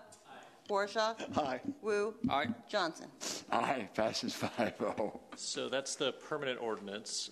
That will come back for second reading. Now the question is, do you want to adopt an urgency ordinance? And that would be, if you do, then it would be the following: ordinance number 2453, an urgency ordinance of the City Council of the City of West Covina, California, amending section 22-183.2, vending automobiles, wagons, or stands of Article 5 of Chapter 22 of the Municipal Code to regulations for sidewalk vendors. And I believe that we would also make those same changes recommended by Councilmember Spence. Okay, so moved. Roll call, please. Spence? Aye. Toma? Aye. Warshaw? Aye. Wu? Aye. Johnson? Aye, passes 5-0. Okay, now we're moving to item number 18, since we already did 17. And it was a request from myself seeking the City Council's consensus to contact the Los Angeles County Sheriff's Department, requesting more proactive measures to address the homeless persons living in the Los Angeles County flood control channels. The reason why I'm bringing this forward is that we've heard a lot of the residents, their concerns about all the homeless in our washes there. And I think when we see that, we very seldom ever see Los Angeles County sheriffs in our area doing that. I think by see if we can send a letter to them and ask them, all we can do is ask. They can say no, they don't want to do any more than they have. But I think what we should do is send a letter to them and see if we can send one to the storm water, I'm sorry, the flood control. Second. I'd like to ask a couple questions of the chief. Oh, sure. Oh. I didn't want you sitting too long in one spot, you know, as you get older. It's good to move around. Make sure you're still awake, right? Right. I passed the test. So. He was awful noisy up there, so I wanted to come down and talk. So, Chief, when someone calls in today and says there's a homeless person in the flood control area, what do we do? And do we call flood control or do we call the sheriff? What happens? It's a kind of a mixture of, depending on the manpower we have. If we have Hope out, we're going to try contacting them first. If there's an encampment and they're refusing to leave, we're going to coordinate with LA County and flood control to come out and pick up their stuff, make the notice and everything. So the sheriffs do come out from time to time. A manpower shortage with the sheriffs is huge right now. They're suffering the same as every other agency. So I think it doesn't hurt to send the letter and request this. We have a very good cooperation with the Sheriff's Department, and we get a lot of results through our HOPE team because they know the individuals personally that are responsible for clearing this up. So we do have good relations with the sheriffs. We don't always, if the HOPE team is not working when someone calls, if we've got an officer available, they're going to go out and talk to them. Oh, absolutely, absolutely. Okay, so this doesn't change, us sending us out asking the sheriffs to do more patrol doesn't change anything in the way our residents would handle it. Our residents aren't going to call the sheriffs, they're going to call It wouldn't change anything. Department. It's just more of a formal request for them to do more extra patrols of that area. Thank you very much. Sure. Thanks. Okay, we have a motion and a second on this. We have a roll call, please. Spence? Only the strongly worded members. Aye. Aye. Toma? The strong one. The strong one. The force. I'm sorry, it's me. Yes. Warshaw? Aye. Wu? Aye. Johnson? Aye, passes 5-0. Our next one is number 19. It's by myself, seeking the city's council's consensus on creating a mayor's ad hoc committee on the budget engagement. Reason why I brought this up, we've told the residents we want to be more transparent about everything that we're doing up here. It's not only just about the budget, it's about how we get to there, the different aspects of it.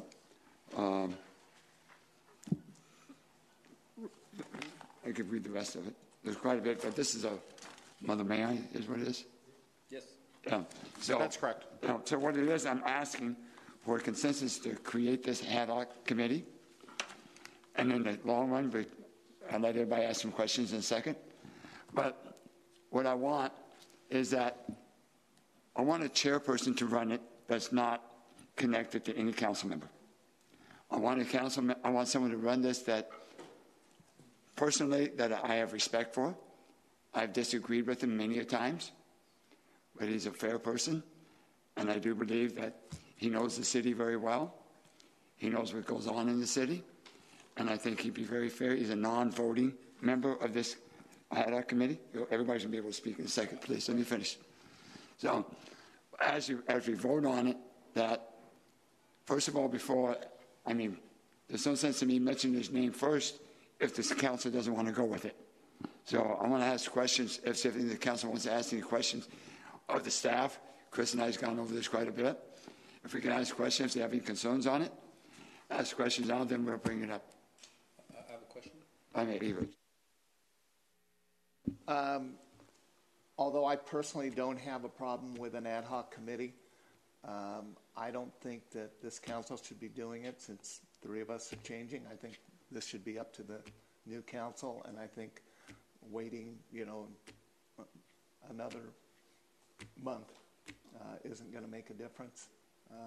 So I won't be voting in favor of this tonight.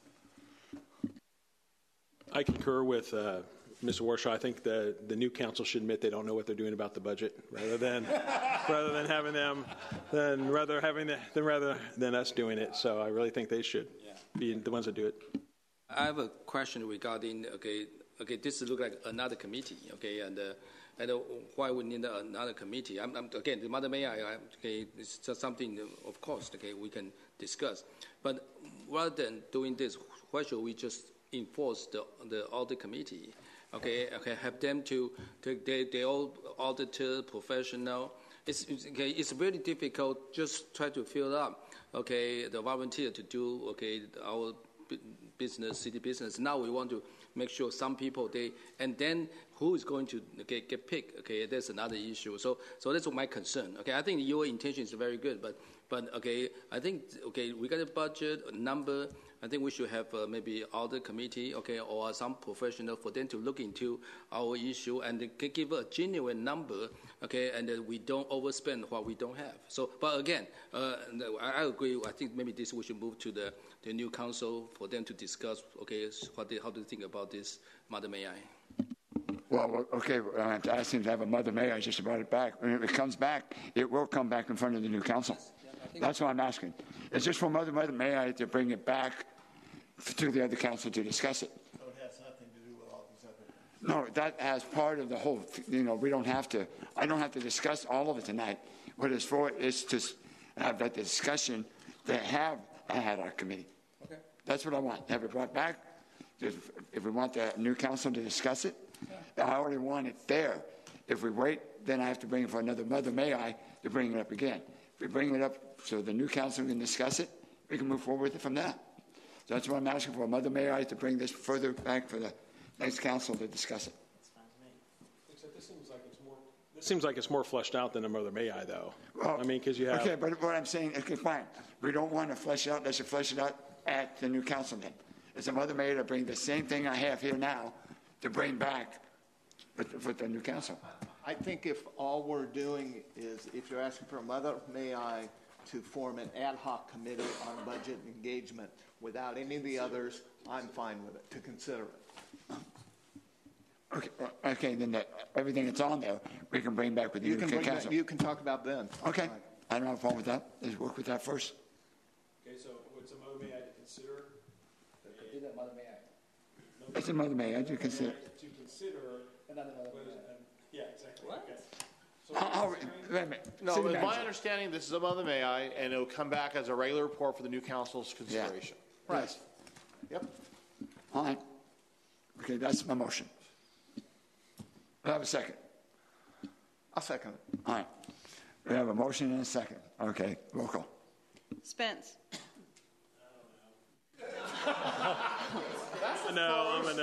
I'm a no. Toma. Aye. Warshaw. Aye. Wu. I don't know. I'm not sure. Make a decision. Come on. No. Johnson. Aye. Passes 3-2. 3-2. 3-2. All right. Number 20 is Mayor Pro Tem. Okay. Thank you, Mr. Mayor. I think last time city managers sent an email regarding the finding of the county encourage a lot of homeless come to their noted park, and plus maybe some other park too. And a lot of residency, a lot of car dropping homeless population to our city, and they admitted that they did something, to us. So here, I request Madam Mayor to have our council concern to request the county first thing, how it's happened, why they're using we have no resource, why they continue to increase our, homeless population. I remember 50 years ago, 5 years ago, we only have 50 homeless people. Right now we have more than 300. So continue, if they continue to do this encouragement, and I don't think, our city can handle it. So this is the first thing. The second thing, we want the county to stop this practice, and continue to encourage, and those homeless population to our city. And number three, request funding, since they already have homeless people into our city. So, we request, we already pay them, I think, 0.5% or 0.25% of our sales tax, and we haven't seen a dime. And now, since they encourage so many homeless to come to our city, and with our city deserve, the funding on the county that took the money from us and come back to us, so the city can utilize this, all this funding to help those homeless population. But maybe, and the city manager can kind of describe how it happened, so we can understand, what's the email, what kind of finding you have. Sure, thank you very much. A few weeks ago, it was brought to my attention from city staff that the police department had done some outreach at Dunwoody Park to help address some of the homeless issues out there. At the time, the police department discovered that members of LASA had been inviting homeless individuals from Baldwin Park and Covina to come seek services there. Ms. Preziani sent an email to representatives of LASA saying, this is unacceptable, we don't want to do this anymore, and we got a response saying we're going to look into it and be taken care of. A couple days later, there was a phone call where myself, Ms. Preziani, other participants, as well as LASA, County Supervisor Solis's office, and others talked about a variety of different issues that the city's having with the homeless population, including, what had happened at Del Norte Park. Give them a kind of an update or forewarn them that the letter was potentially coming for the Sheriff's Department to address flood control issues. Also, significant concerns over the lack of funding being provided to local cities to address homelessness. On that phone call, there was an apology saying, hey, this is not our practice. We're sorry. We won't let it happen again. Unfortunately, since you all are familiar with the Tribune article that was done, they're actually now at the point where they are saying it didn't even occur. So, bygones will be bygones. How we're moving forward, the city has put in an application in for funding with a joint application with other cities. We think it's imperative that the county start providing the funding to our local cities. Right now, Mr. Wu is correct. There's a 0.25% sales tax that was passed by voters back in March 2016, which generates approximately $3 million a year of homeless funds. But yet, the city of West Covina has got back zero. When you're on the phone call with them, they're saying, and we're saying that we need resources to help deal with some of the homeless population here. For us, their comment, which is kind of, disappointing, and I think Ms. Preziani can verify this occurred, is that means we don't have enough money to provide the services on the county's behalf to resolve your issues automatically. They believe if they had more money, then we wouldn't have any issues at all. And we counter saying, well, we would prefer to have funding here locally, and that's what our application is, to provide regional caseworkers here in West Covina and some of the other partnering cities, because we think that having our people out there on a daily basis interacting with the homeless population is the best way to help address this. So we're very optimistic and hopeful that we're going to get some funding, but unfortunately it's one of those situations where we're out there begging for our own money in return, in essence. So I know that many of the other cities in the San Gabriel Valley are very frustrated. County Supervisor Solis and Barger were, supportive of expanding the amount of money here in the local, which I think went from $6 million to $9 million for all the cities. Okay. However, I believe it's only $3 million that's available for resources outside of housing. Is that correct? Yes. So that means all the cities are fighting over $3 million for services outside of housing. So that means, anything for law enforcement, caseworkers, whatever it may be. But yet I think their webpage says they're generating, is it $350 million a year? Yeah, it's over $300 million a year is being generated countywide, and yet the San Gabriel Valley cities are fighting over, pennies. And so there's a lot of cities that are unhappy about this. West Covina has been taking the lead on this, and we've been talking to other city managers. It's unfortunate, but there might be, an effort from other cities to approach the county and say this is not enough for the cities. So So I want to make a motion, to have our city council to consent about this issue. But I think this is a good opportunity because they admitted they encourage all the cities homeless to our park, and meaning they really have some of dropping of their homeless population to us. So they need to help us, and to service those homeless right now already in our city. I think maybe, I don't know how many they increased by the county, but I think this is an opportunity due to this incident and the pool you have, then we have a strongly request, and the county to help us with the funding, and plus, please stop doing this thing to continue to our park. And our residents right now cannot using all those parks due to, we have quite a lot of homeless, and right there. So anyway, I want to make the motion to approve. I think it's fine for us to send a letter, but I think it would be stronger if we could get and say our surrounding cities submit a letter asking, because what we're basically asking for is more of the social workers and others to work on this from the county. So if we had Baldwin Park, La Puente, Covina, all sending a letter, it would be a lot stronger than just us doing it, and that's what I would like to see. Question I have, I have no problem with that, but the thing is that they're homeless come to our city, they I don't want to say dumping, but they drop in, and encourage them, so they have less motivation than us. We taking their homeless, into our park, so we deserve to have a bigger portion of the funding. I don't want to share the funding with our surrounding city, and they have their homeless come to our park. We are taking their homeless right now, and so I prefer West Covina should have all the funding that due to county did wrong thing. Have all the homeless to us. Because I don't see them giving us money, I see them giving us people, and I think it would be a lot stronger in doing it as a group. I do think we can send our own letter and then encourage those things where we agree on, but I do think we do have to address the dumping issue. Definitely, we need individually have to send the dropping, and encourage the homeless to our city. We have to stop them, and otherwise they are continue to come to us, and we don't have the resource. Right, so we need to stop.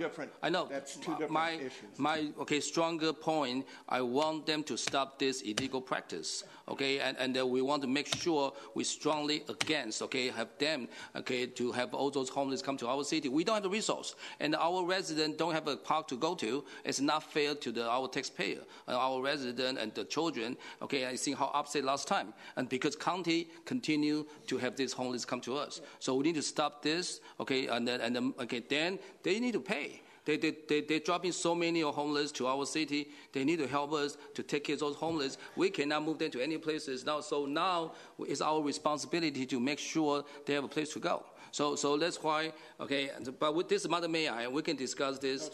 Yes. Yeah. Is it a letter? So this is not. Well, I don't have a problem doing two separate letters, but I do think, the fact that, not only did they attract people to a park that they didn't provide services for, and they blindsided us about, and they impacted our residents. We had no idea, suddenly this was out of the blue. We talked about that, how we had no complaints about, at the sports council about, this issue. And so, the fact that they did it, kept us in the dark, while they were doing this and not providing services. I mean, they need to be held responsible for that, and they need to be informed that we don't tolerate that. So I don't have a problem doing two separate letters if we can get sign off on some of the other stuff from the other cities. But I do think the one part is a uniquely West Covina issue because they targeted our park, they attracted people to our park, they didn't provide services, and they did it without notifying us. And to me, that is egregious, and it's deceptive to the homeless population too. I mean, telling people come to there and get services and there's nothing there. I mean, it's just not right. And, so if I can interject, I do want to clarify. The mistake was on a staff member's part. It was about an efficiency and economy of scale. This wasn't some widespread dumping that was occurring at that particular park. It was an incident, and whatever opinions you may have about it, I do want to just clarify that this was an isolated incident that we found. It could have happened more than once, but once we addressed it, it has not happened to our knowledge since. And Nicole, I disagree, okay? And this is not one incident. I have so many residents send me the email, social media, okay? They saw so many white van, okay? And then they go to went to our park and they open it up and the homeless people coming out. And this more than one incident. This has been kind of long term of this practice. So we really need to. Otherwise, how can our homeless population in such a short time from 50 up to right now maybe more than 300? Where are they coming from? Okay, there must be somebody can encourage them to come over here, or they have some transportation to bring them to our park. Okay, I think that's the issue we really have to strongly address to make sure county don't do this practice to West Covina. We don't deserve this. Mr. Mayor, I think since there are two different issues, let's focus on the one first. I think the letter from the city about our current issue that we had. And then the second is, I know the mayor, you sit on the COG Homeless Committee, and, I sit on the city manager's TAC for the San Gabriel Valley. Between the two of us, we can present the concerns we have to the rest of the San Gabriel Valley Council of Governments. And perhaps they can, as a group or coalition, look at other means to help provide funding here locally. Can we sue the county? No. Well.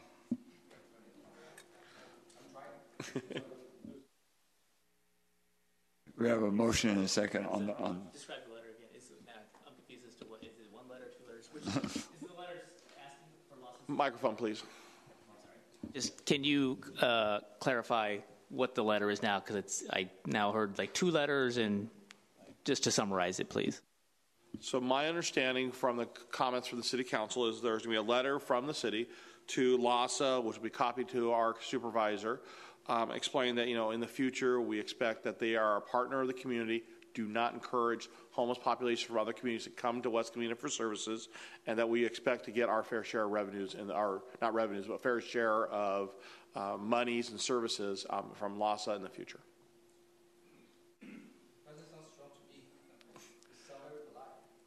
What exactly would you like else in it?